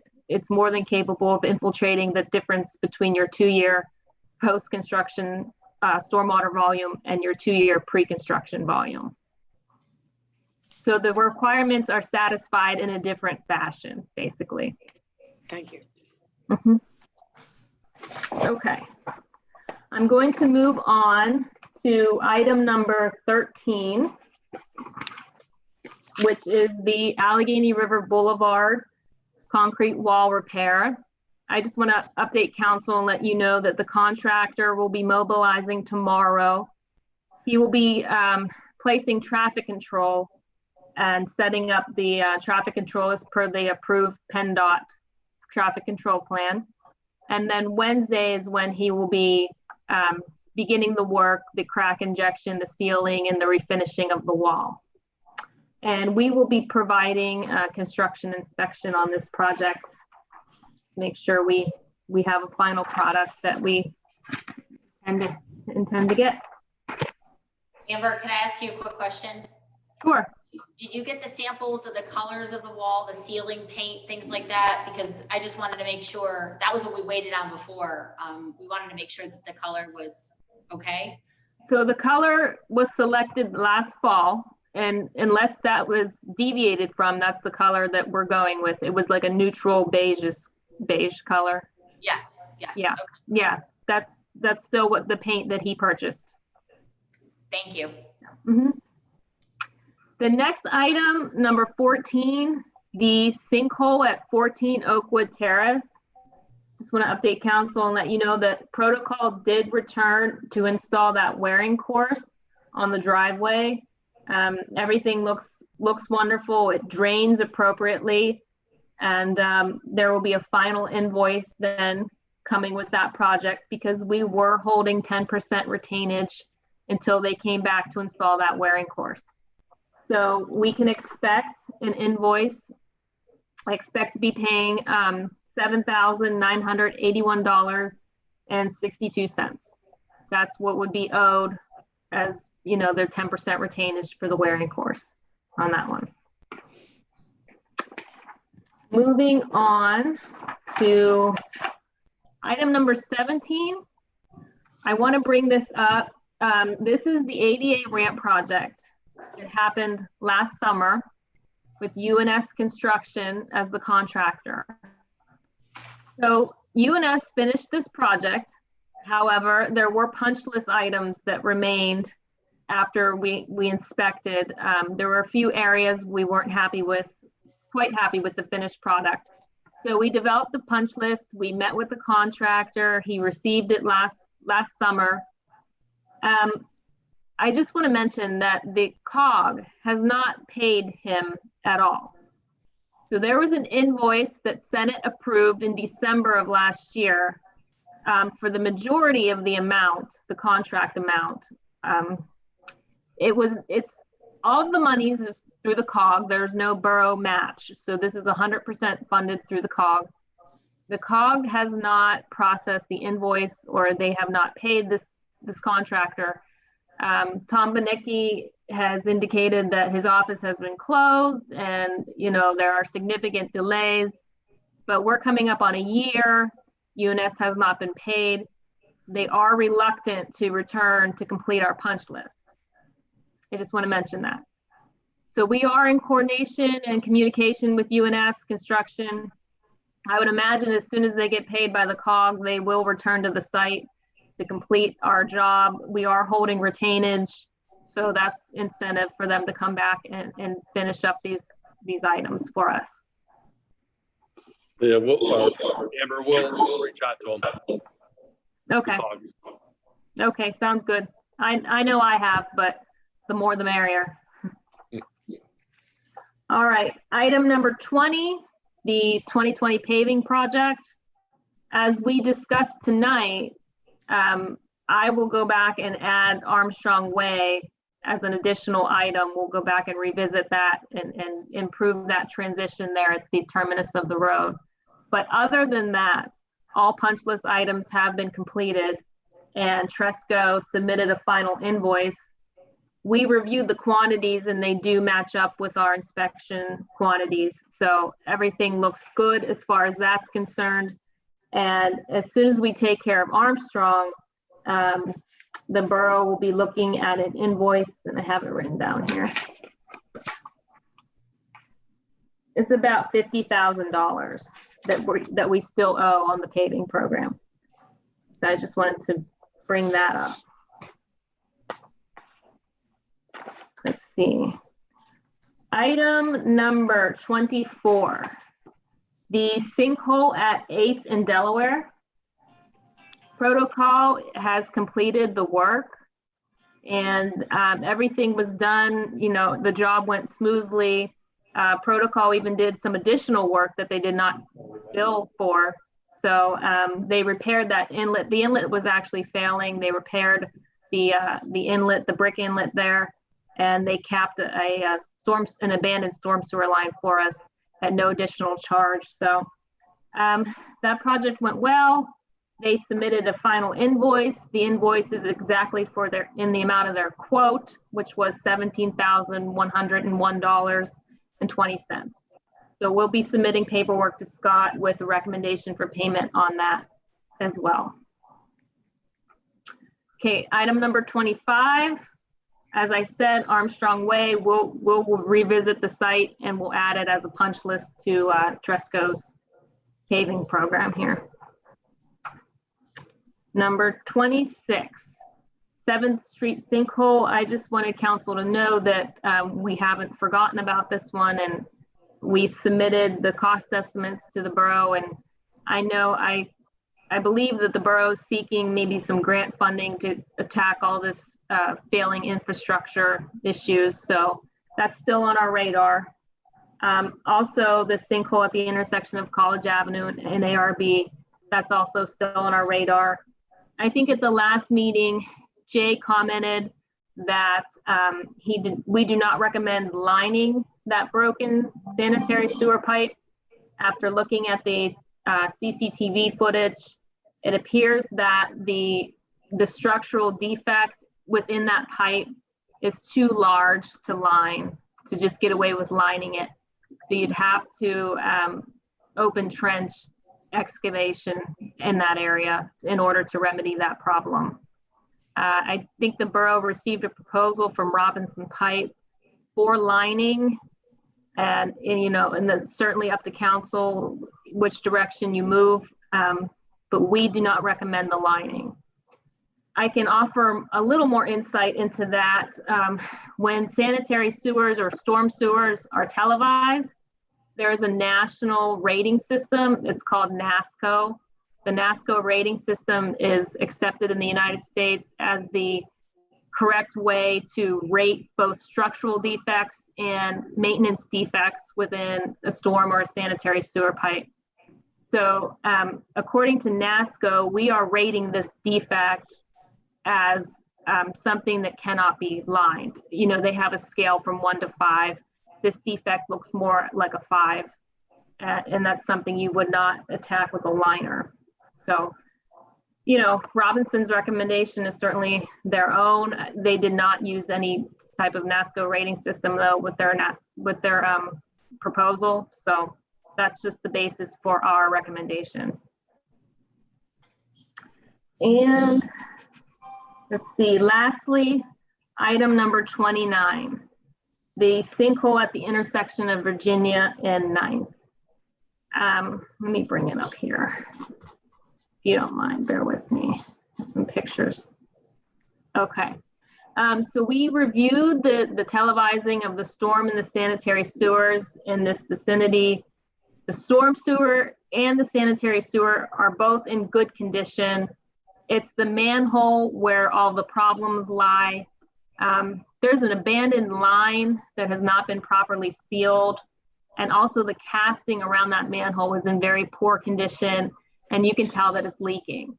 So to remedy that sinkhole, you'd have to plug the abandoned line and reset the manhole casting. And we can certainly give you a cost estimate to do that. We cannot secure a 100% accurate cost estimate because the size of this void underneath the road is uncertain. And we'll really only know the size of this sinkhole. We won't really know the true size until we get in there with our excavator and open it up. So we can give you a cost estimate for the manhole repairs. And we can take a guess at the size of the hole based on what we've seen, previously in other areas. We can say, okay, if it's 10 by 10 by 10, this is how much it's going to cost you to fill it in properly. But we really won't know the true size until we open up that street. The other sinkholes that we gave estimates for, we had a real good idea of what the void size was underneath. We were able to actually see down into the hole a little bit better. Does council have any questions for me? So here's what we think about what we can execute. And prioritize, find money in the budget for. The one on 9th in Virginia just looks like it's growing. And the other one that I would prioritize, I think, is the one that's right on Allegheny River Boulevard. College, yes. Yeah. Have you seen them, Sophia? Yeah. So are we in the process of trying to get a grant for this, or? We would have to apply for the next round, which is a multimodal, which wouldn't be until November. Right. And we'd still have to do a match. I would just, let's see that. I think there's some weird things we can move around for this. And I think that's important. I have all the tabulations in one folder. Okay. And I think you have them as well too. Yeah, So yeah, we have, I agree, college and ARB and the sinkhole in the middle. The Virginia 9th Street is literally in the middle of the street. Yeah. So, yeah, okay.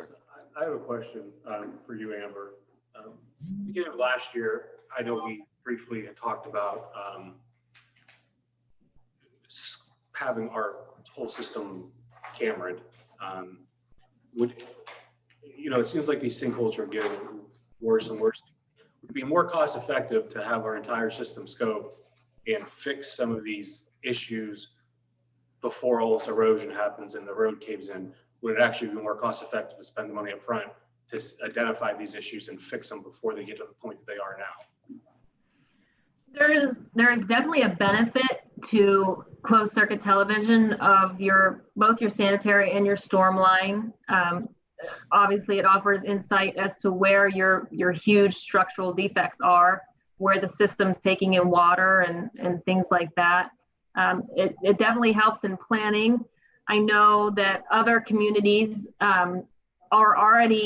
were under consent order to televise their entire sanitary sewer systems.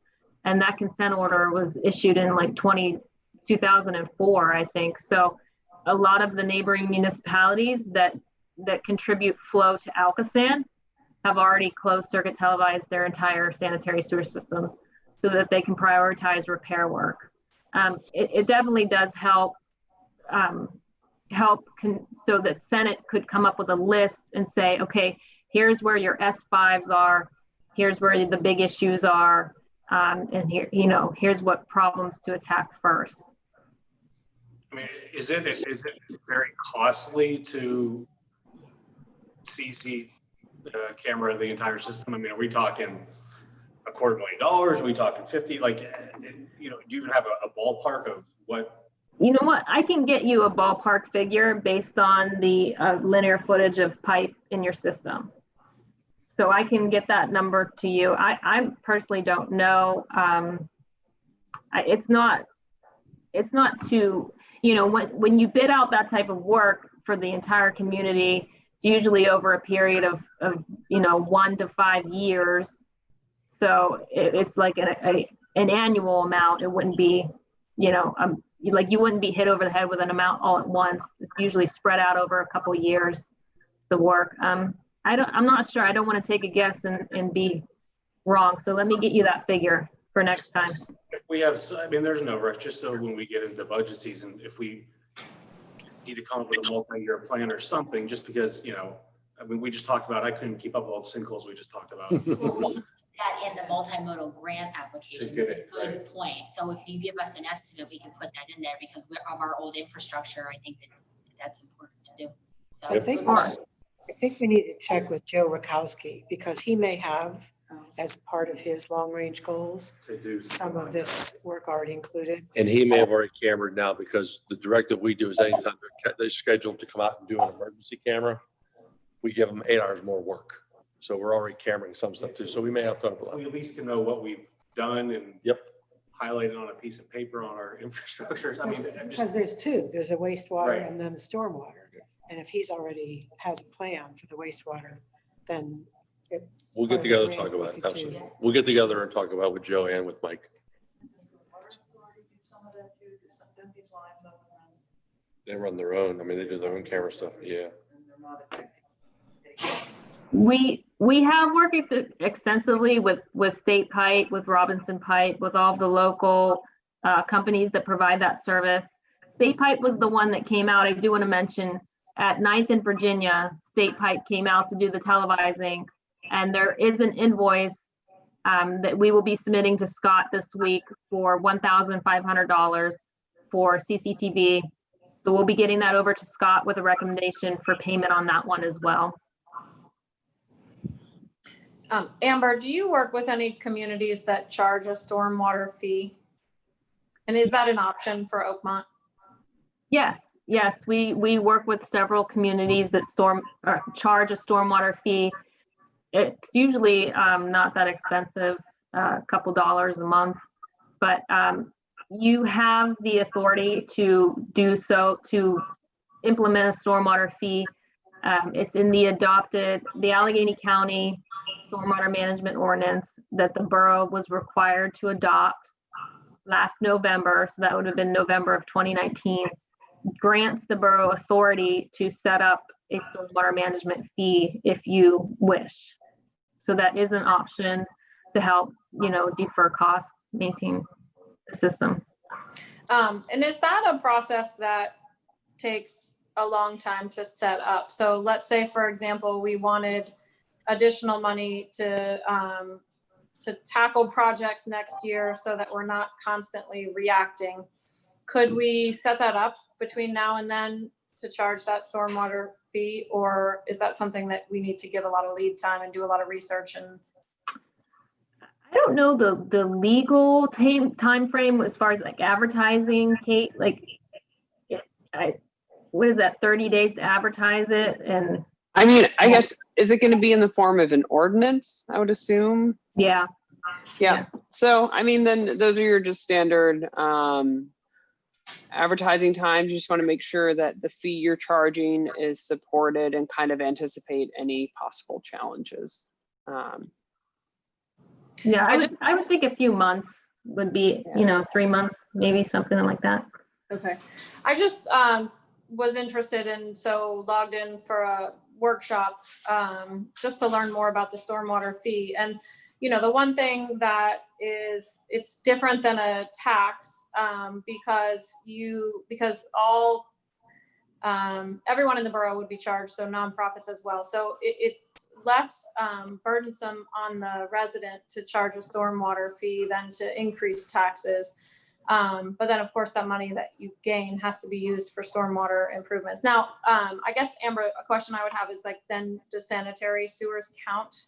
Can you fix those as well using that money? I don't believe so. No.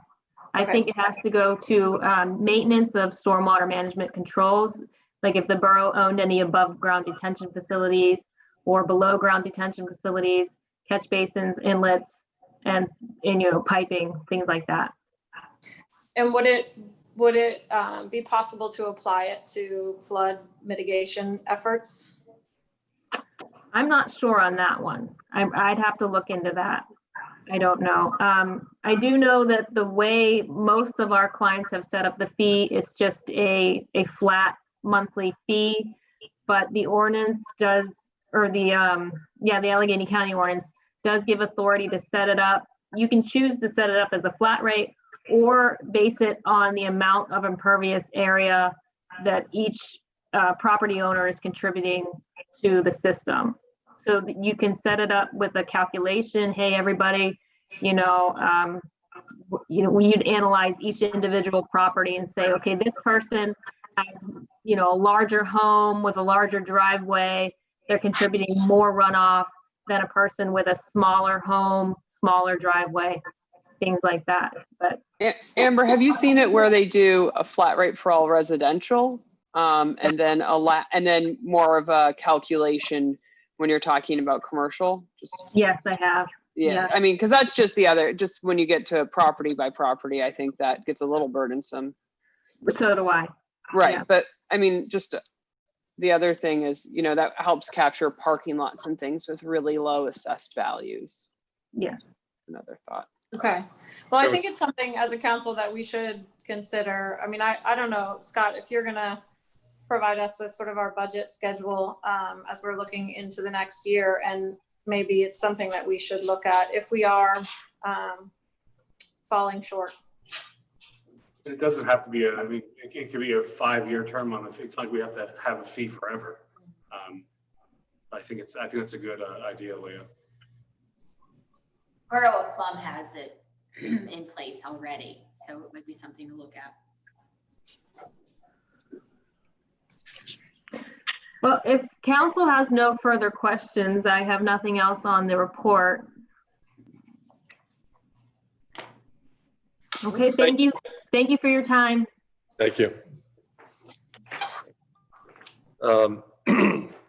If the crowd will pardon me, the next item on the agenda is the Worcester traffic study update. Mr. Wooster's here for us. I'm going to do two things. I'm going to set up the PowerPoint presentation so we can see it in here, and I'm going to attempt to share it on my page as a map where the acorn is the logo, and hopefully it'll work for people at home. They can see it. If not, when we're ready, we will put this as a PDF and put it on the website to look at. While Scott is doing that, back on page 1 of the agenda, the council minutes, I neglected to read that part. So in reviewing the minutes from the June 15th, 2020 regular meeting that will be approved in our next regular meeting, are there any comments on the minutes? I have one. Okay. On the last page on the comments from the public, just to get a little better explanation of the Mike Lewis issue, sort of, where his property is, or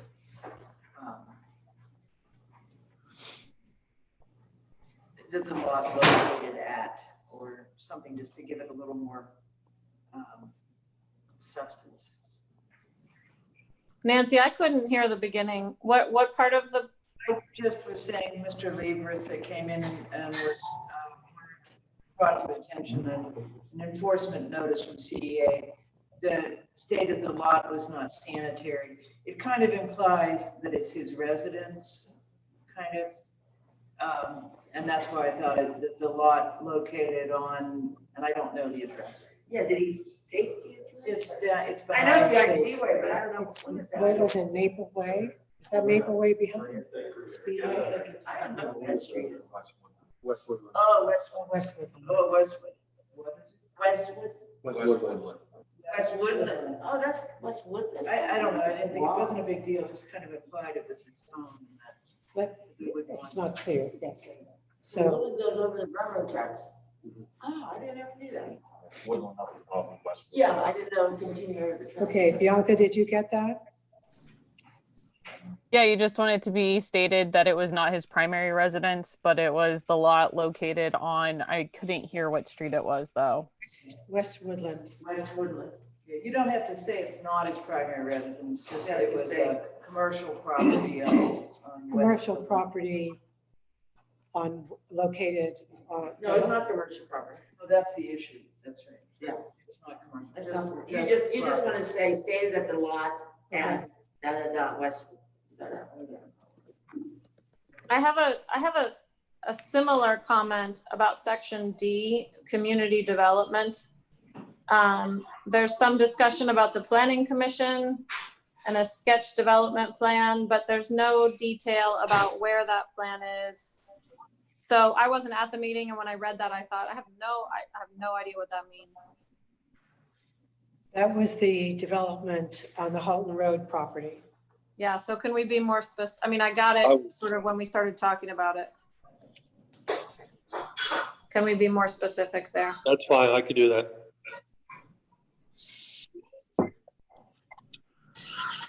Okay, it worked, it's online. Okay, is that it for the minutes? Thank you. Okay. Good evening, members of council. I'm Chuck Lister from Davey Lister and Associates. Chuck Lister from Davey Lister and Associates. We're the traffic consultants retained by the borough to conduct a study, traffic operations safety study, primarily dealing with Halton Road, Allegheny Avenue, and Allegheny River Boulevard in the borough. The purpose of our study was to address issues primarily dealing with cut-through traffic from Halton Road on 3rd Street within the environs of the school, and to deal also with some pedestrian safety issues as a result of that cut-through traffic.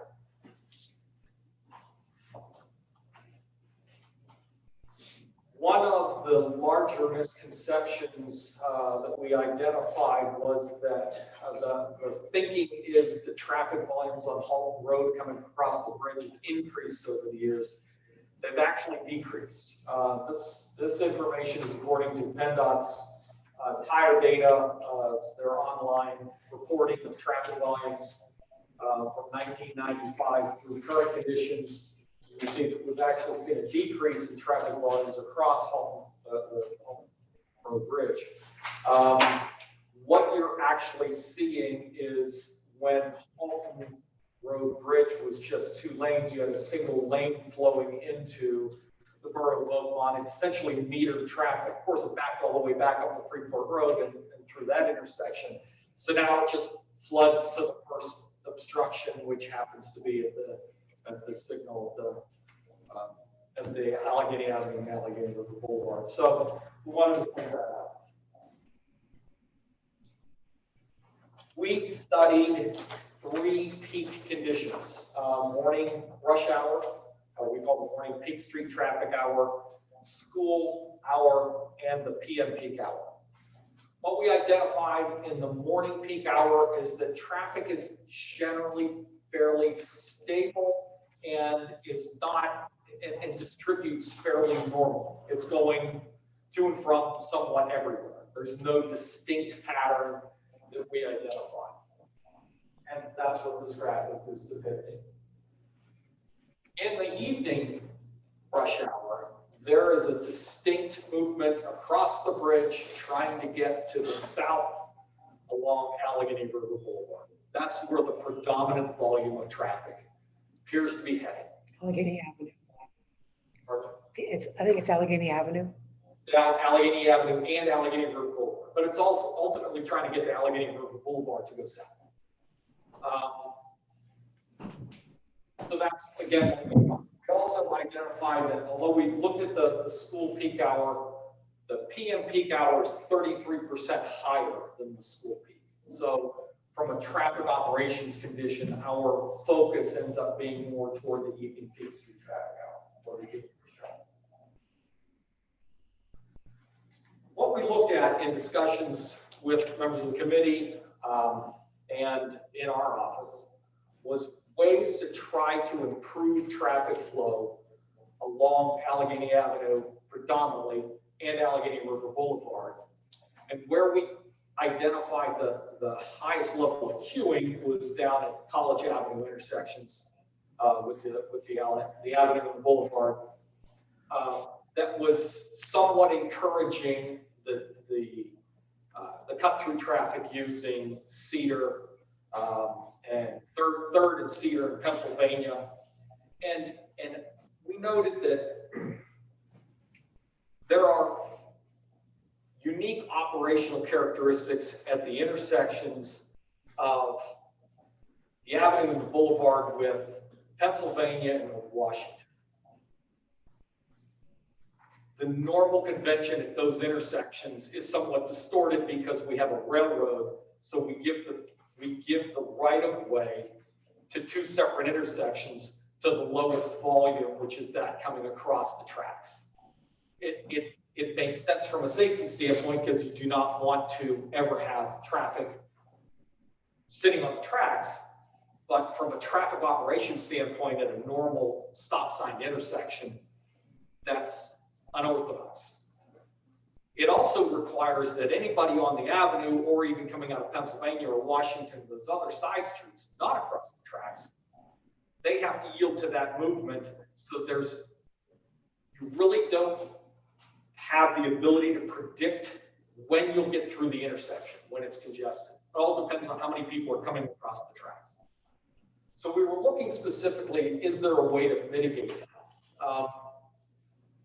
It's easy for engineers to just say, we'll cut it off. And that's what we analyzed, which is what happens if we just cut it off? And how can we get traffic volumes on the avenue predominantly and on Allegheny River Boulevard to flow better, to accommodate more traffic, to then not make it advantageous to use 3rd Street in Pennsylvania and Cedar as a cut through.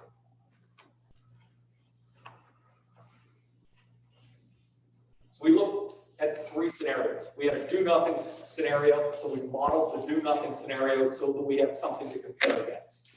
That's essentially what we have.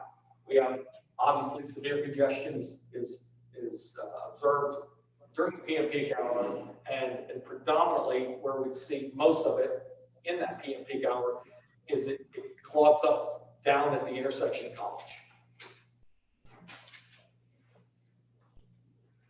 Scenario 2 we looked at was what happens if we signalize the intersection of College and signalize the intersection at Pennsylvania, coordinate those signals along with the one at Halton if it's possible.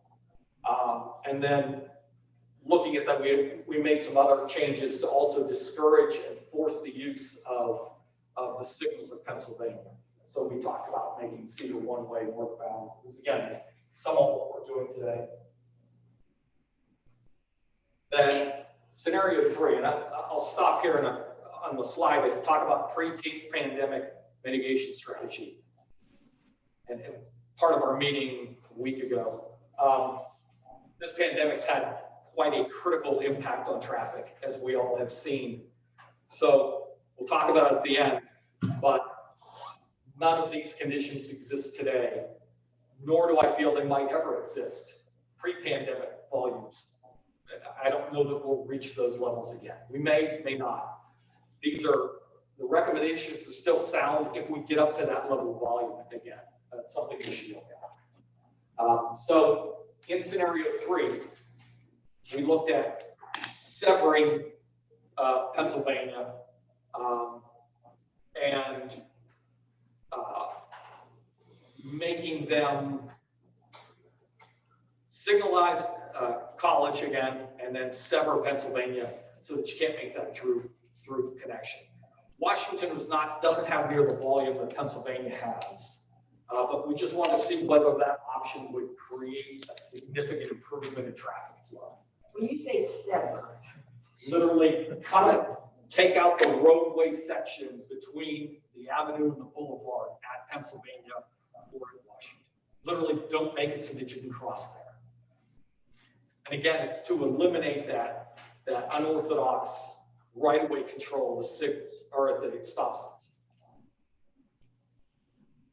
It is a. that one's not going in this.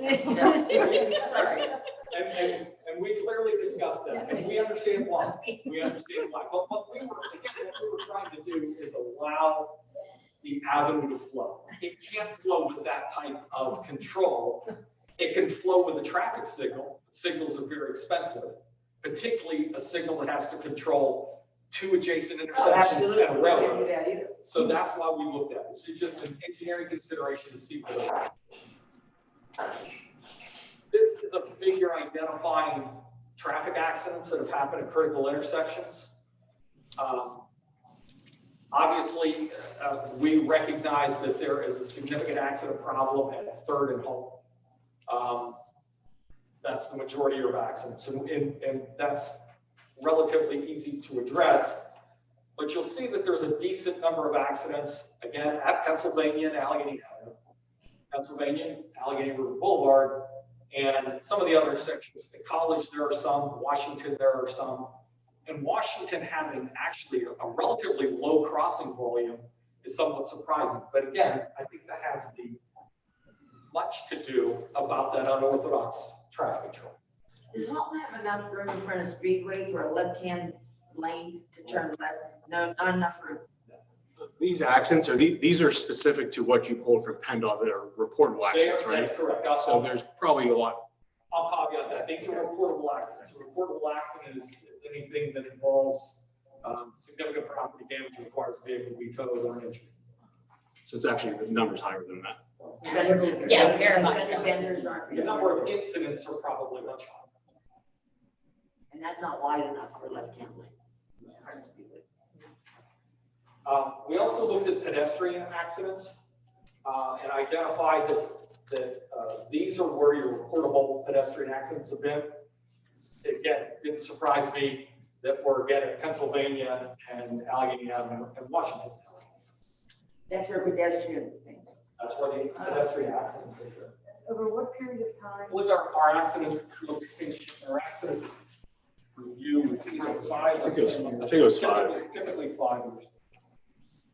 Let me make sure that that's correct. For less than 1 year.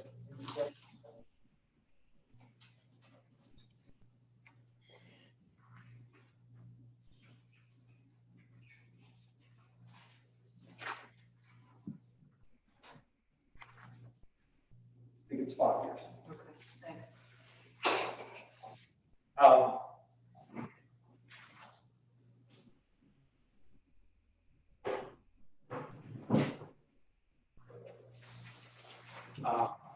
So our conclusions of our review of the crash data, there's no significant accident history per PennDOT standards.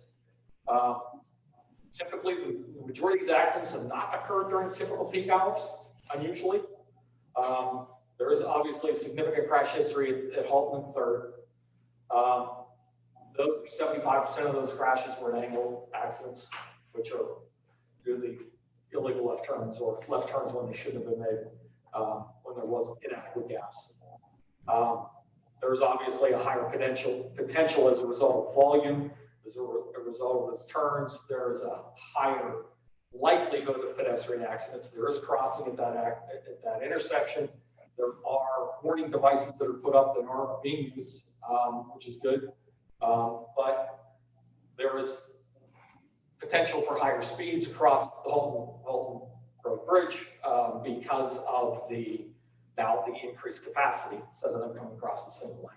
So all of those lend to potential for accidents that will be severe at that intersection. So we're going to suggest that, and we've talked about this, there is inadequate room in discussions with the chief, ideally to limit that intersection right in, right out. You put a barrier of some type, but there's inadequate room. But there may be other suggestions that we should discuss and explore with the Department of Transportation regarding a physical restriction at that intersection to prohibit turns and potentially prohibit pedestrian crossings at that intersection and focus them up at the traffic signal that they'd be better. If we improve traffic flow through there, obviously the risk for an accident with pedestrians is much greater. Now people are getting hit because the cars are backed up. I mean, people are crossing now. Like there's, during certain times, like on Halton, when there's cars backed up, the cars aren't coming through as fast. People cross safer. So if we improve it, there's a greater chance for a pedestrian accident. Is what I'm interpreting is kind of what you're saying, right? If we improve the flow, you run a greater risk for pedestrians to get hit if they're still crossing. Both ways. Actually, you don't want pedestrians walking through cars that are queued up either, because they can't be seen sometimes, depending on the size of the pedestrian. So it's more the number of lanes, the congestion, the turns that are being made. Those pedestrians are better accommodated the traffic signal to cross.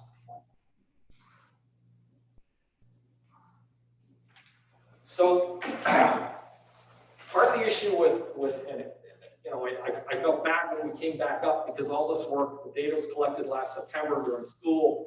We've had all of these conditions. We saw all of these things, and pretty much all of these problems have gone away because of this pandemic that we're in. It is my opinion that traffic volumes will likely not come back to the pre-pandemic levels. And unfortunately, we're going to be in a waiting game to determine how much do they come back. It has everything to do with this pandemic has forced everybody to work from home. So we've taught people to work from home, and now they're enjoying working from home. Employers and employees have both found benefits to be gained from working at home, and we have significantly less traffic volumes out there. We have no way of predicting when those volumes will come back, if they come back. It is my opinion that probably in my lifetime, they're not going to reach that level. When we have traffic growing at anywhere between 0.5% and 1.5% a year, we've had reductions of down to 80% on certain roadways, but essentially figure half. How long is it going to take for that to grow back up? It's going to be a while. It's going to be some time. And obviously, this all depends on the medical community and the effectiveness of the vaccine and a whole load of other things that don't have anything to do with traffic issues. So what I do know is that, you know, as part of a recommendation for traffic signal controls, we may not even warrant a traffic signal down in College, at least today. We might in a month, we might in a year, we might in 4 years. We don't know. So I think that what we do know is that residents of the borough and patrons of businesses within the borough are finding alternative modes of travel. So I'm sure you're seeing, and I believe that the chief confirmed that you're seeing an increase in pedestrian traffic, you're seeing an increase in bicycle traffic, you're seeing that locally. And so in lieu of making recommendations for traffic signals and things like that, we suggest focusing on the improvements to those facilities of pedestrian crossings, lighting, bicycle lanes, things like that, so that we can accommodate today into the future as those modes will continue to grow. This, I believe the city of Pittsburgh's been listed in the top 20 now of bicycle communities, which is unusual for Eastern Pennsylvania topography, but that's great for Pittsburgh. But as a result, that influence and the pandemic influence is going to grow that desire for pedestrian and other modes of traffic. So we're going to suggest that we kind of have to take a wait and see attitude on some of the major improvements, because we're not seeing those types of traffic volumes we measured back in September 2019. And nor do I think we're going to see those for a while. Again, that could change tomorrow if they come out with an incredibly effective vaccine like they did for polio, but I'm not anticipating that. So I'm here to answer any questions as well. So we just to give everyone a background too, this is something that we talked about. The pedestrian committee started, kind of melted into this. So I think what's interesting is you call it do nothing. It's really, we will be doing things. I think we'll be doing some enhancements, pedestrian enhancements, so we don't have any pedestrian accidents, things like that. Chief Ford has come to our meetings and been very, again, you can only get so much data, actually by talking to Mike, you get more of a feel of that reporting, what's going on, and it's going to just depend. I actually brought up in the last meeting that I went to, and you weren't there, that it would be nice to have some visual when you get across the bridge to just slow people down, and whether it be something that we have to, all this data and everything we have, put in a grant for something like this that would be traffic calming. Although it doesn't indicate that we would need a light on Holton, we do need some sort of indication of slowing people down, whether it be making crosswalks in a different way. We just have to be thinking that way. I have to though disagree. I think that the traffic will come back because what happens is when we start opening up, it's like we get this rush, then it goes down. And you know, like I think all people are always going to flock to the bakery. The So let bakery me is the clarify destination place. So we want to make sure that, you know, they're staying safe, you know? Traffic volumes are going to grow. Okay. Peak hour traffic volumes, the morning and evening rush hours, I don't think will be there. It's interesting to watch Saturday now when things start opening up. Remember, we haven't seen traffic now since March. Okay. So every time you see a little bit of traffic, you go, boy, it's really growing. Those numbers don't pan out that way. Okay. So I clarify my statement that I don't think morning and evening rush hour volumes will reach pre-pandemic levels for years. And I know, a lot of friends of mine, their employers are still going to have them working 3 days a week from home, Yeah. regardless of when it's over. So I have a question. If COVID didn't happen, I was surprised by the numbers, the drop off. Yeah. Do you think that the 20,000 we're at now, is that kind of a plateau of dropping, or do you think over the years we're still going to keep slowly going down in volume if COVID didn't happen? It's a great question, and I wish I knew exactly the answer. We look at trends. You see a reduction and you think, okay, is the reduction going to continue? It has since all the data you've shown. I mean, I don't know if some point it bottoms out, but It grew at first, I think, in 95, and then it started to head down since 2000. A lot of that has to do with e-commerce. It does have to do with the ability to not always have to be somewhere. Zoom is part of our reason I don't think we'll ever come back. I mean, all of this has an impact.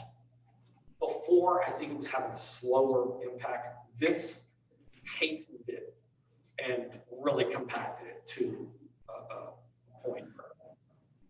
have you seen any of those in all the places you've done your work? Have you seen any of those like 3D crosswalks people paint? It's mostly in other countries, but it actually looks like it's elevated by the way they paint it. Have you seen those? Yes. Do you think they're effective?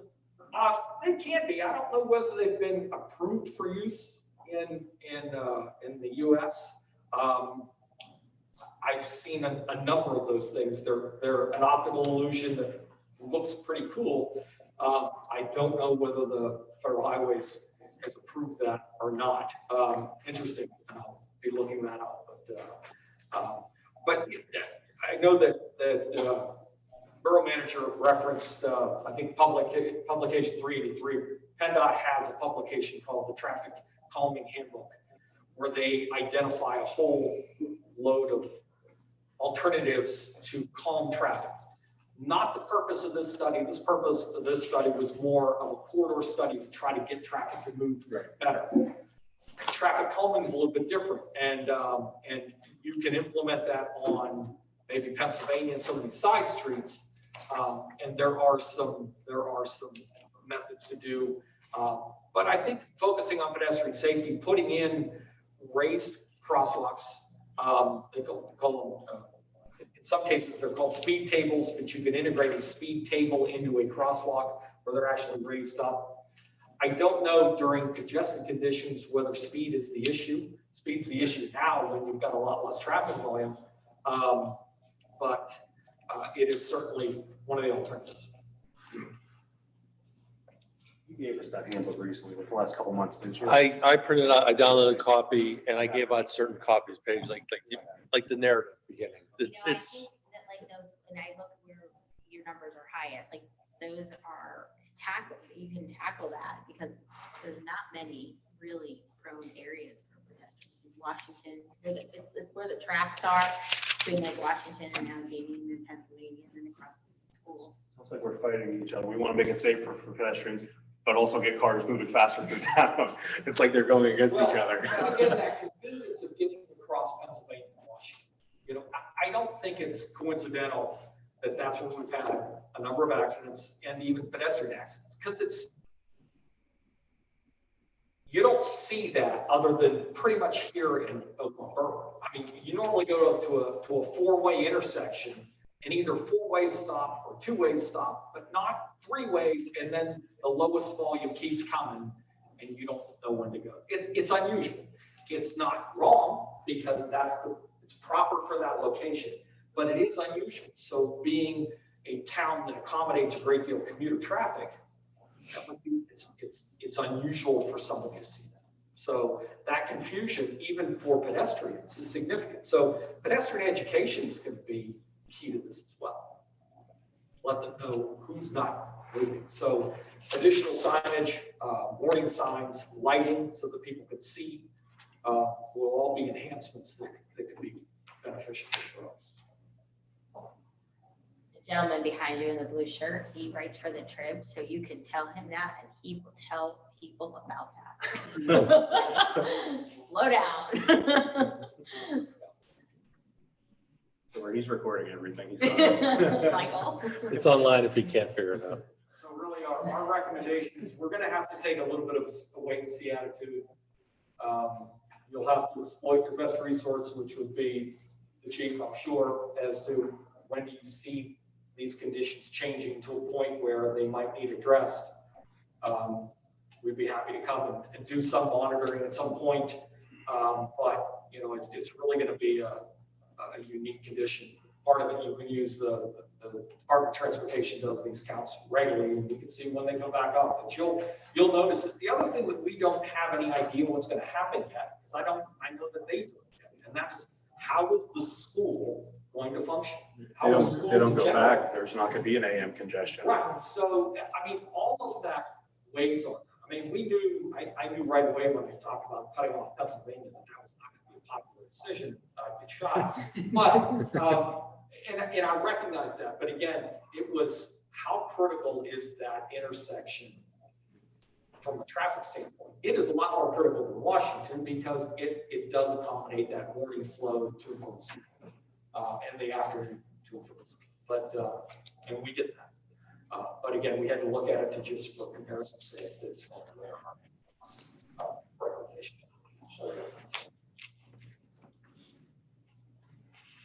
Council, what we're thinking in the long run is next month, when the document's finalized, we actually by resolution adopt it as sort of a guide for us to focus our projects on. And we did say, you know, the focus is now more pedestrian oriented, and there are opportunities for funding for pedestrian, both from bicycles as well as pedestrian. And sometimes I say, well, what's your plan? Well, we've duly adopted by resolution a plan itself. So when Mr. Wooster says, Scott, it's a document to go with, we'll go with it and adopt it by resolution as the guide for us to use. Any questions for Mr. Wooster? Anything from our Zoom participants? Nope. Okay. On behalf of council, Mr. Wooster, thank you. Thank you. Very much.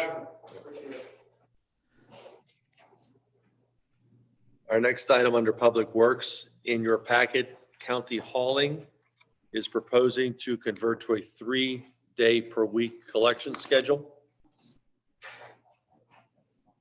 It would be Monday through Wednesday. It is color coded in your packet specifically. They did 5 colors because they did 2 different routes for the Tuesday. And I said, just don't confuse it. So I did 1.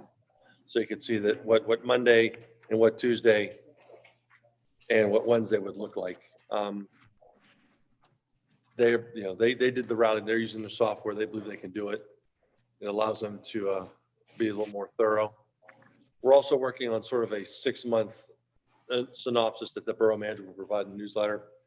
And what I get is we're getting feedback from them when we give them any type of inquiry about a mist or other specific thing about trash. And what we're discovering is the toters that are being used, the new trucks are in service.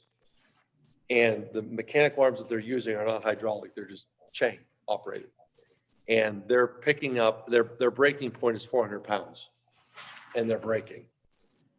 So the excess waste for garbage, as well as yard waste, we're finding an occasion where individuals get the maximum space out of the yard waste is they're filling the garbage cans with water. You need people to put theirs out like once every 3 months like me. Yeah.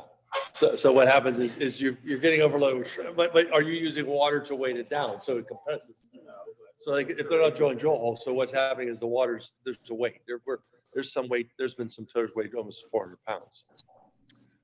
We're also discovering that the Council of Governments has a compost facility at North Park is where the yard waste goes to. And routinely we're getting emails, we're getting copied of letters from both the county health department and the COG saying, Mr. County Hauling, you're putting regular waste in your yard waste. They're taking photographs of their garbage trucks when they leave in the morning and they're empty. So they're not putting yard waste in the garbage in yard waste. Individuals are putting garbage underneath the yard waste. So when they take it out to the compost, garbage is mixed in with yard waste. So that's something we're going to do an informative newsletter to residents saying, hey, we know what's going on. We can look at addresses in the garbage if we have to, we're not going to. Just be aware of it.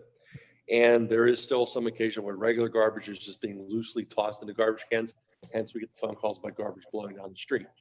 Everything must be bagged. Recycling is the only commodity right now that's not bagged yet.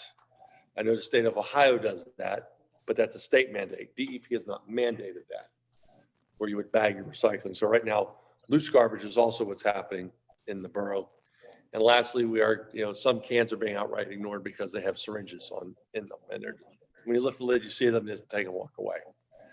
I don't have an answer for bins that are left half full or half empty, depending on your perspective of looking at things, and the occasional miss. They have the software that they're putting in place that tells the driver every 5 stops, identify where you've been. The trucks are cambered. There's still the human element that they're working on. And I don't hold my breath so much on recycling weekend, but I do hold my breath on yard waste weeks. When does this start?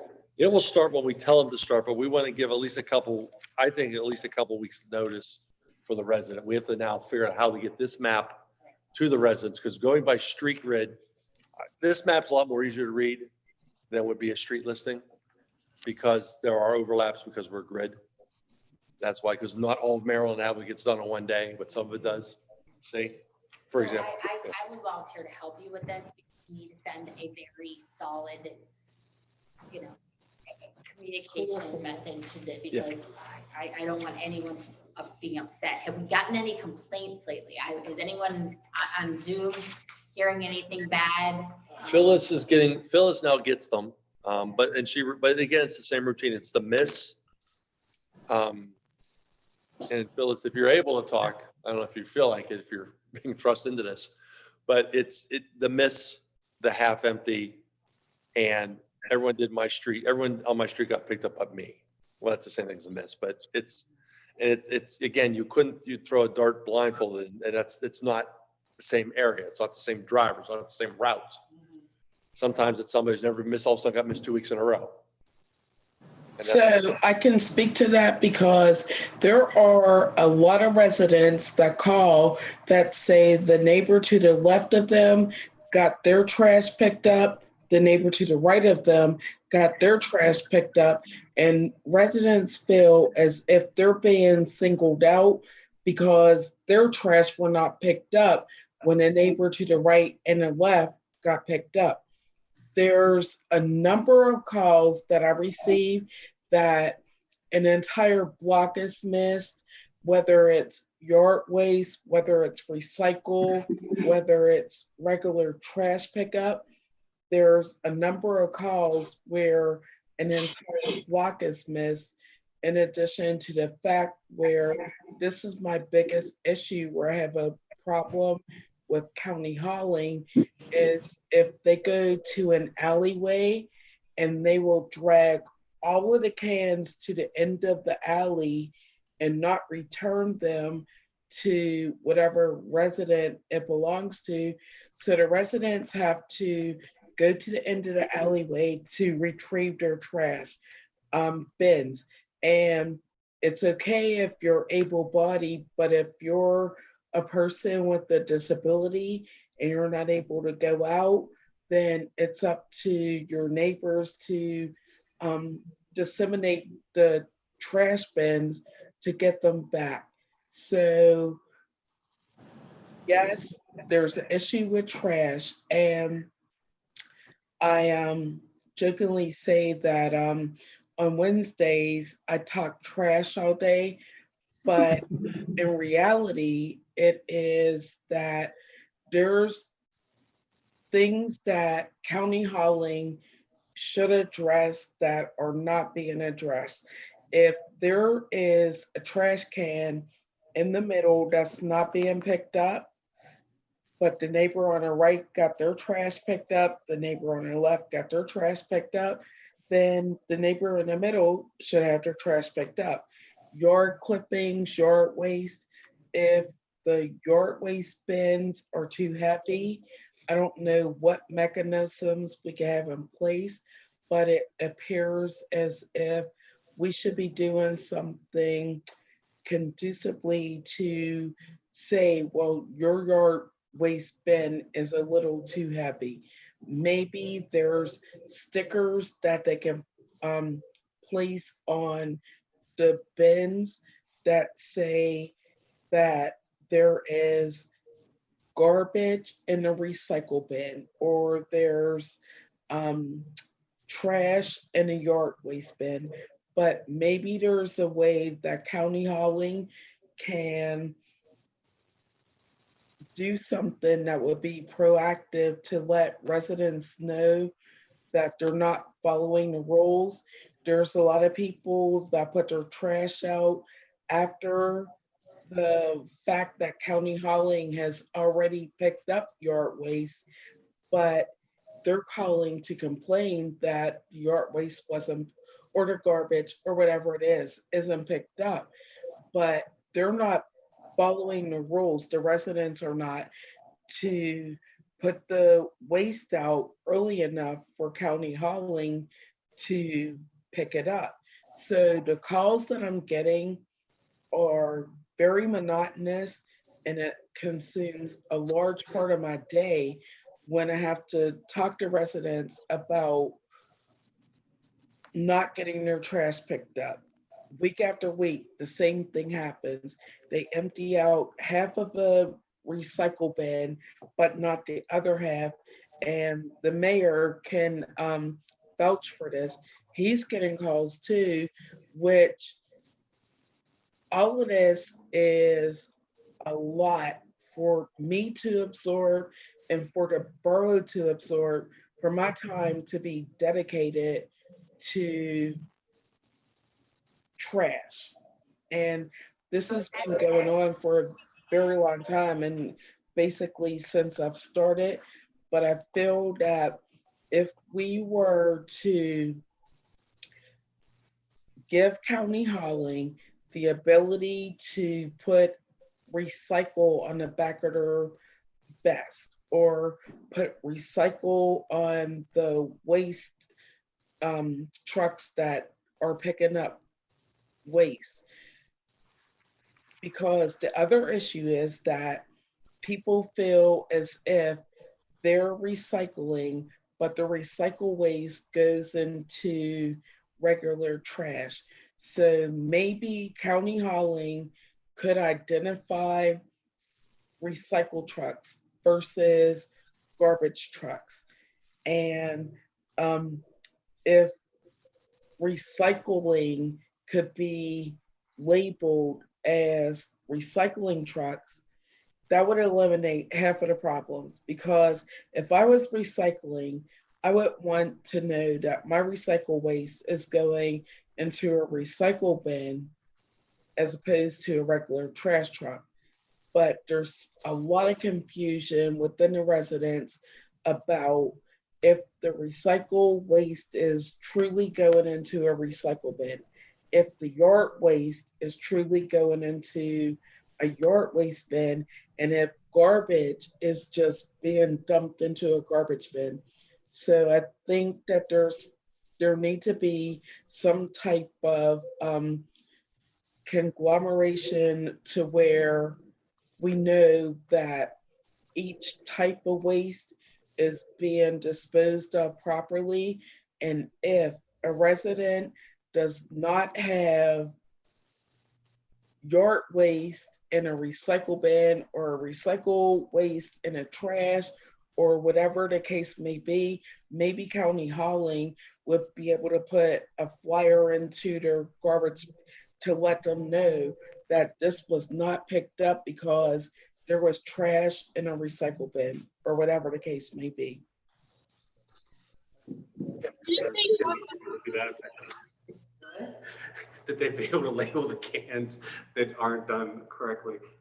Before we move on, so what Phyllis was talking about, I've watched them on my block pull the garbage cans. The one guy will walk ahead and pull garbage cans from both sides to one side of the street, ahead of the truck, they'll dump them and then leave them all on one side. Like, I mean, I've literally watched my window and seen it all. And the recycling, nobody gets out of the truck on recycling. They just do that. Right, and whatever doesn't make it into stays right there on the ground. I've seen that. They don't, nobody gets out. They just have that. I don't think County Hauling is a company. I think they care, and I think it's the people that work for them. That's just my personal opinion. Because I've watched the people do it. They just are, you know, it's like they don't care. You know, I don't think the company themselves is the issue. I think it's the people that they can give to work for them. And I'm sure the last thing Christina wants to follow people around every day. And they have, and you interject, we have, I mean, I know Phyllis is talking regularly with the vice president of their operations to get the glass recycling program up and running. And we're giving them ideas on what we know they can do because we've seen it. I've talked to Christina regularly about this 3-day schedule, about what the individuals in the field are doing when it comes to collecting the waste itself too. And again, we've both hit, both Phil and I have both hit them with the idea of you need to label your trucks differently. A competitor, Republic, all the trucks are blue, red, white, and blue. They're fine. Every one of them, every now and then you see one with a green recycling logo on the side. Not huge, a paper plate side, but you can sit there and do a quick glance and say, okay, that's recycling. Fluorescent magnet on the side of the Well, that's what we're talking. I think they're going that way to do that because I've heard that so many times. it's the fleet's the fleet. I mean, a fleet, the idea of an entity, whether it be a public government or a company, is our fleet's a fleet. Whether or not if they have a logo on the side says this one's a recycling truck, that's perfectly fine. Pick it up when it was dark, they probably wouldn't miss whole blocks. Yeah, we're working on that. But that's why we're hoping a 3-day collection would work. Yes. So yeah, just to identify what truck is what, so residents are not calling because they've been cleaning out bottles, cans, glass jars, or whatever, and they're doing their part, but they don't see that a recycle truck is separate from a garbage truck. So I believe County Hauling should do their due diligence to let the residents of Oakmont know that there's a recycle truck, there's a yard waste truck, there's a garbage truck, and each are separate. But if they all look the same, to me, if I was sitting in my house, I would think the same thing. So I feel that they should do something to let the residents know that each truck is different for whatever collection day it is. How long is this contract? 5-year agreement. And how hard is it to get out of a contract? And what is it that we as a borough need to do? Kate? So I think how hard is it? It depends. And it really is an analysis of the contract language. I think to get out of the contract, we need to be able to say they're not meeting the terms of the contract that we entered into. I think that unfortunately for garbage collection, there are going to be misses. And so really it's about establishing the difference between reasonable, every once in a while they're going to miss something, maybe even a block, and unreasonable. And it sounds like we've tipped the scale to unreasonable. But are we documenting every time somebody calls? Are we making sure we document when we talk to County Hauling about what the issues are? Are we documenting what their responses are? Have we asked for any of the fees that come along with like the penalties, or has it not reached that point? So I think that, always important to document, always important to make sure that we have a really clean record of what has been happening and what our issues are. How can we document if we're asking residents to call the company directly? I mean, that's a list of things that we're not even getting. Can I interject? Because every single call that I receive is documented, logged. It doesn't have a date timestamp, but it's more of a course of a period of a week during the week of July 1st to July 7th. There has been several calls based on the fact that somebody missed their recycle, somebody missed their trash.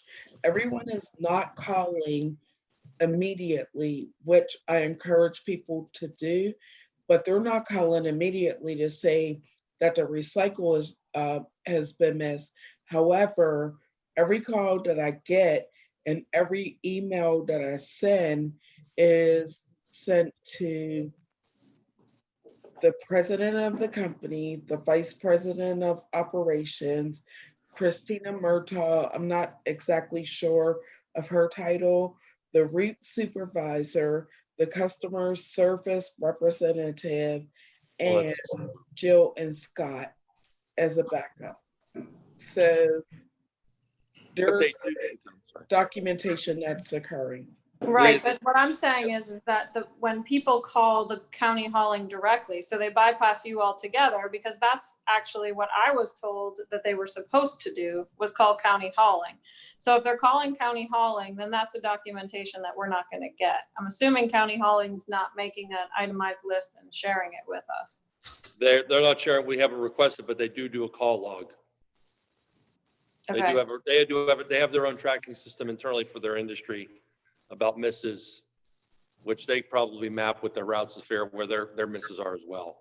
And do they share that? They share that with us? I've not asked for it, no. I figured we had enough of our own documents. Well, But let's remember this. Remember, that's just perspective. There are 2,400 or 2,500 stops in the borough. We're talking about, if we're hurting 30 a week, that's just barely 1%. We're not even touching 1%. But we have a point of reference, and our point of reference is our prior garbage collectors, and that's what we're comparing. We have a Agreed. point of reference. Yeah. And that's what's bringing this on, because we know another type. And 2 months ago, I inquired with the municipal managers who had one entity and now have this entity, said they couldn't wait for our prior vendor to get the heck out of the borough because they couldn't do anything right. And county hauling can't make a mistake. I said, we have the converse. We have to converse. Yeah. And another entity is right. Another entity is doing the same issues with county hauling, but they're close to 5,500 stops or something like that. And they're still at less than 1% misses per week. So I just think Sophia's right. The bar was set, and this company is so far below the bar that is all anyone wants to talk about. And I, like right now, especially, people like to be angry. And so I have defended this company and I've ignored the anger, but I'm actually done defending them because they haven't made improvements. I mean, not that I've been able to see, unless it's clearly documented that they've made improvements. If you go out and drive around the road the day after yard waste is collected, there's a pile of yard waste on the street at every driveway. That's what I have an issue with. It's not the misses, it's the condition they leave things. Right. If they're not putting trash cans back and there's garbage on the street, there's broken glass. I mean, it's embarrassing. As a council member, I'm embarrassed. And people are really curious why we selected this company.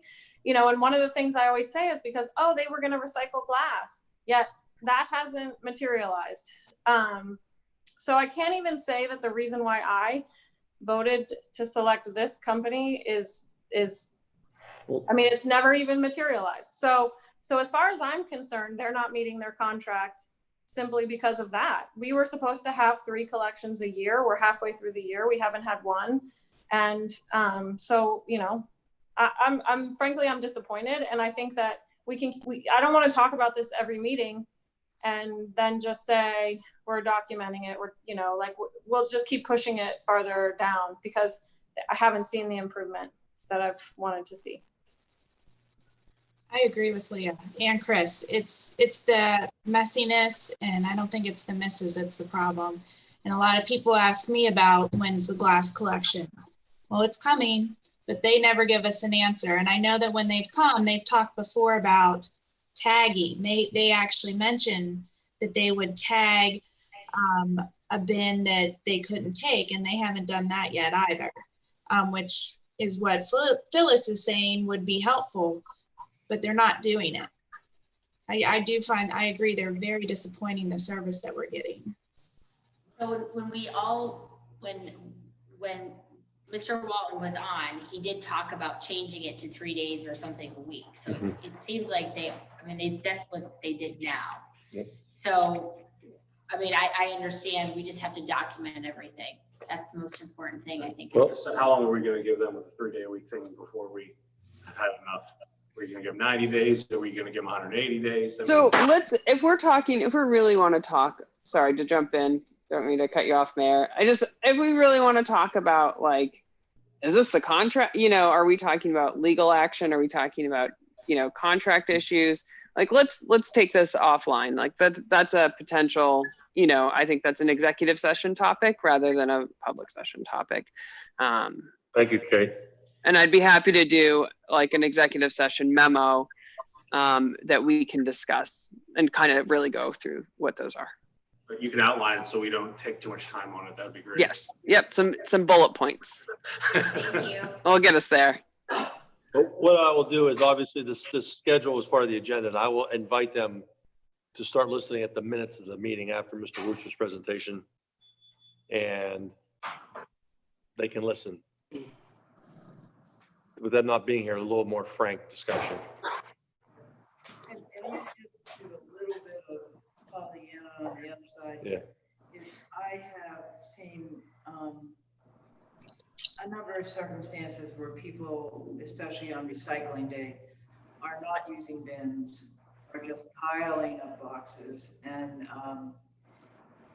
that makes their world much more difficult. And one day I watched 2 different houses get picked up, one house and 2 both within 2 minutes probably, to reach it, dump it, return it. The third house, they were in front of the third house for 10 minutes, trying to pick up these pieces, great big huge boxes. And so I do think the community has to maybe try a little harder on some of these ways, that they need to be buying another bin and using it and not expecting people to try to pick up all this loose stuff. Yeah, That's just, I mean, that doesn't negate all the other problems, but No. I think it just, is a little bit of the other side. Right, everything has to be in a recycling bin, but again, we were used to putting a box next to the bin and it still got picked up. Now that's not happening. Well, They want everything in that bin but it because of has that been arm that happening, takes it and over. it takes them a really long time. But yet the prior person, They probably just got out of the truck and did it. yeah, that's what they did. And, the only thing that's changed from our contract, except for the glass being taken out, people's habits of how they take care of their garbage hasn't changed. Republic just didn't choose to tell us, probably. Or they would have said it's a problem. But again, if my stuff is, I'm allowed, I have an unlimited collection with Republic, but it better be in the bin if I can do it. And before that, we had waste, didn't we? Probably before Republic, probably was before that too, yeah. They all try to, there's only 3, so they each try to take a grab of each other's contracts. But I will invite, we'll talk more about the 3-day, how we get the 3-day schedule in place with them. But I will invite Christina to listen to post Mr. Wooster's presentation for some frank discussion. Well, and I would expedite that 3-day schedule, Yep. I mean, as much as possible, get that going. And I know it's going to confuse people and everyone's going to be angry all over again, but then it'll take a week and then we'll figure it out. And I just think that if that's, this is like, now I'm hoping that's going to solve our problem, and let's see if it does. You're right, though, people are very just angry in general, and it's easy to yell at trash. You got a lot of chuckles here for it. Okay. Last item on my part of the agenda is in your packet, the second payment request from Nagel for the running track project. EPD has signed off, certified the materials, certified everything else. They made one technical mathematical adjustment, and you'll see an action item at next week's meeting, next regular meeting, to do the authorized payment. We have submitted all the paperwork up to the state. So all we're gonna do is start submitting payment requests. Are they painting line? They will be. We don't know yet when they will be. We have some market there. It looks great. Yes. Looks great. I ran on it. I think a suggestion that I would make is, I think the park crew has to make a regular practice of blowing the track, because those little acorns are damaged it before and will damage them again. Yep. That's all I have, Madam President. Well, I have a question about the track really quickly. So there was Sure. discussion at some point about how that we were under budget and it was grant money that was paying for this track. Is that still the case, or did we end up spending that money with those additional sections? You know what? I didn't print out the page of the ongoing budget numbers. I can have an answer for everybody later this week to see what we've been invoiced so far versus what the grant amount is. I'll let you know. Okay. Time for council remarks. I have none. Leah? I just wanted to thank Scott for making this possible to be home and to also for people to be present. I traveled, and while I was away, the county recommended that if you travel out of state, you quarantine. So, but I was worried that this was going to be really clunky with some of you there and me at home, but this has actually been really great. So thank you, Scott, for doing that. And that's all I have. Carrie? Just to also say, are we going to have this going forward we'll have the Zoom option? I'm getting easier at it. I mean, except for tonight's snafu, why the link didn't work. I think we still have to have some preponderances. I'd like having everyone in council present, but I think we've got to stick to whatever the guidelines we have to follow when it comes to safety and precautions. Especially if somebody doesn't feel comfortable. Yeah. If they interact with And I know their school parents and things like that. Well, the other thing is that if we are allowed to participate by telephone and we have the opportunity to make it That's via what I'm Zoom. kind of asking about, because there will be times, I'm sure that, this is going to spike back up. There's going to be other viruses, things like that. People are going to be a little bit more hypersensitive about it. So, Just if you can't leave the house for some reason. right. I mean, I think that it's a good option to have. That's why I was asking. I'm continuing. So Kate, I guess as long as there's a pandemic in place and our action item meetings need to be advertised through legal notices every single month and moving forward on a month-to-month basis? No. What happened? Thank you. As long as there's a pandemic, you said that? Yeah. No.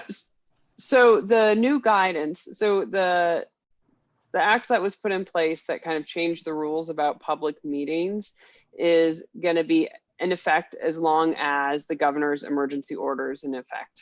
That's a 90-day order currently going through September. And so what that does is you do not have to advertise in the paper for your meetings. We're still on the same meeting schedule. You just want to make it publicly available that kind of what the rules are, how the public participates. The public participation can be in person or participating virtually or being able to write in comments. It allows for all. And just to make sure that you have those elements covered and you let people know in advance. And I think, just doing agendas ahead of time, things like that are helpful, but there's still a lot of leeway as far as public participation goes. You don't have to advertise that it's going to be virtual. You can put it on the website and that is sufficient. Okay. Nancy? No. Sophia? Not at this time. Lindsay? No comments. Thank you. Dave? Nothing for me.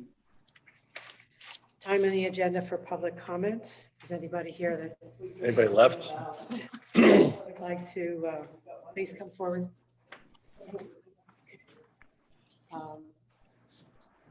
Seeing none, the meeting is adjourned. We will adjourn to executive session. Council members online, hold on.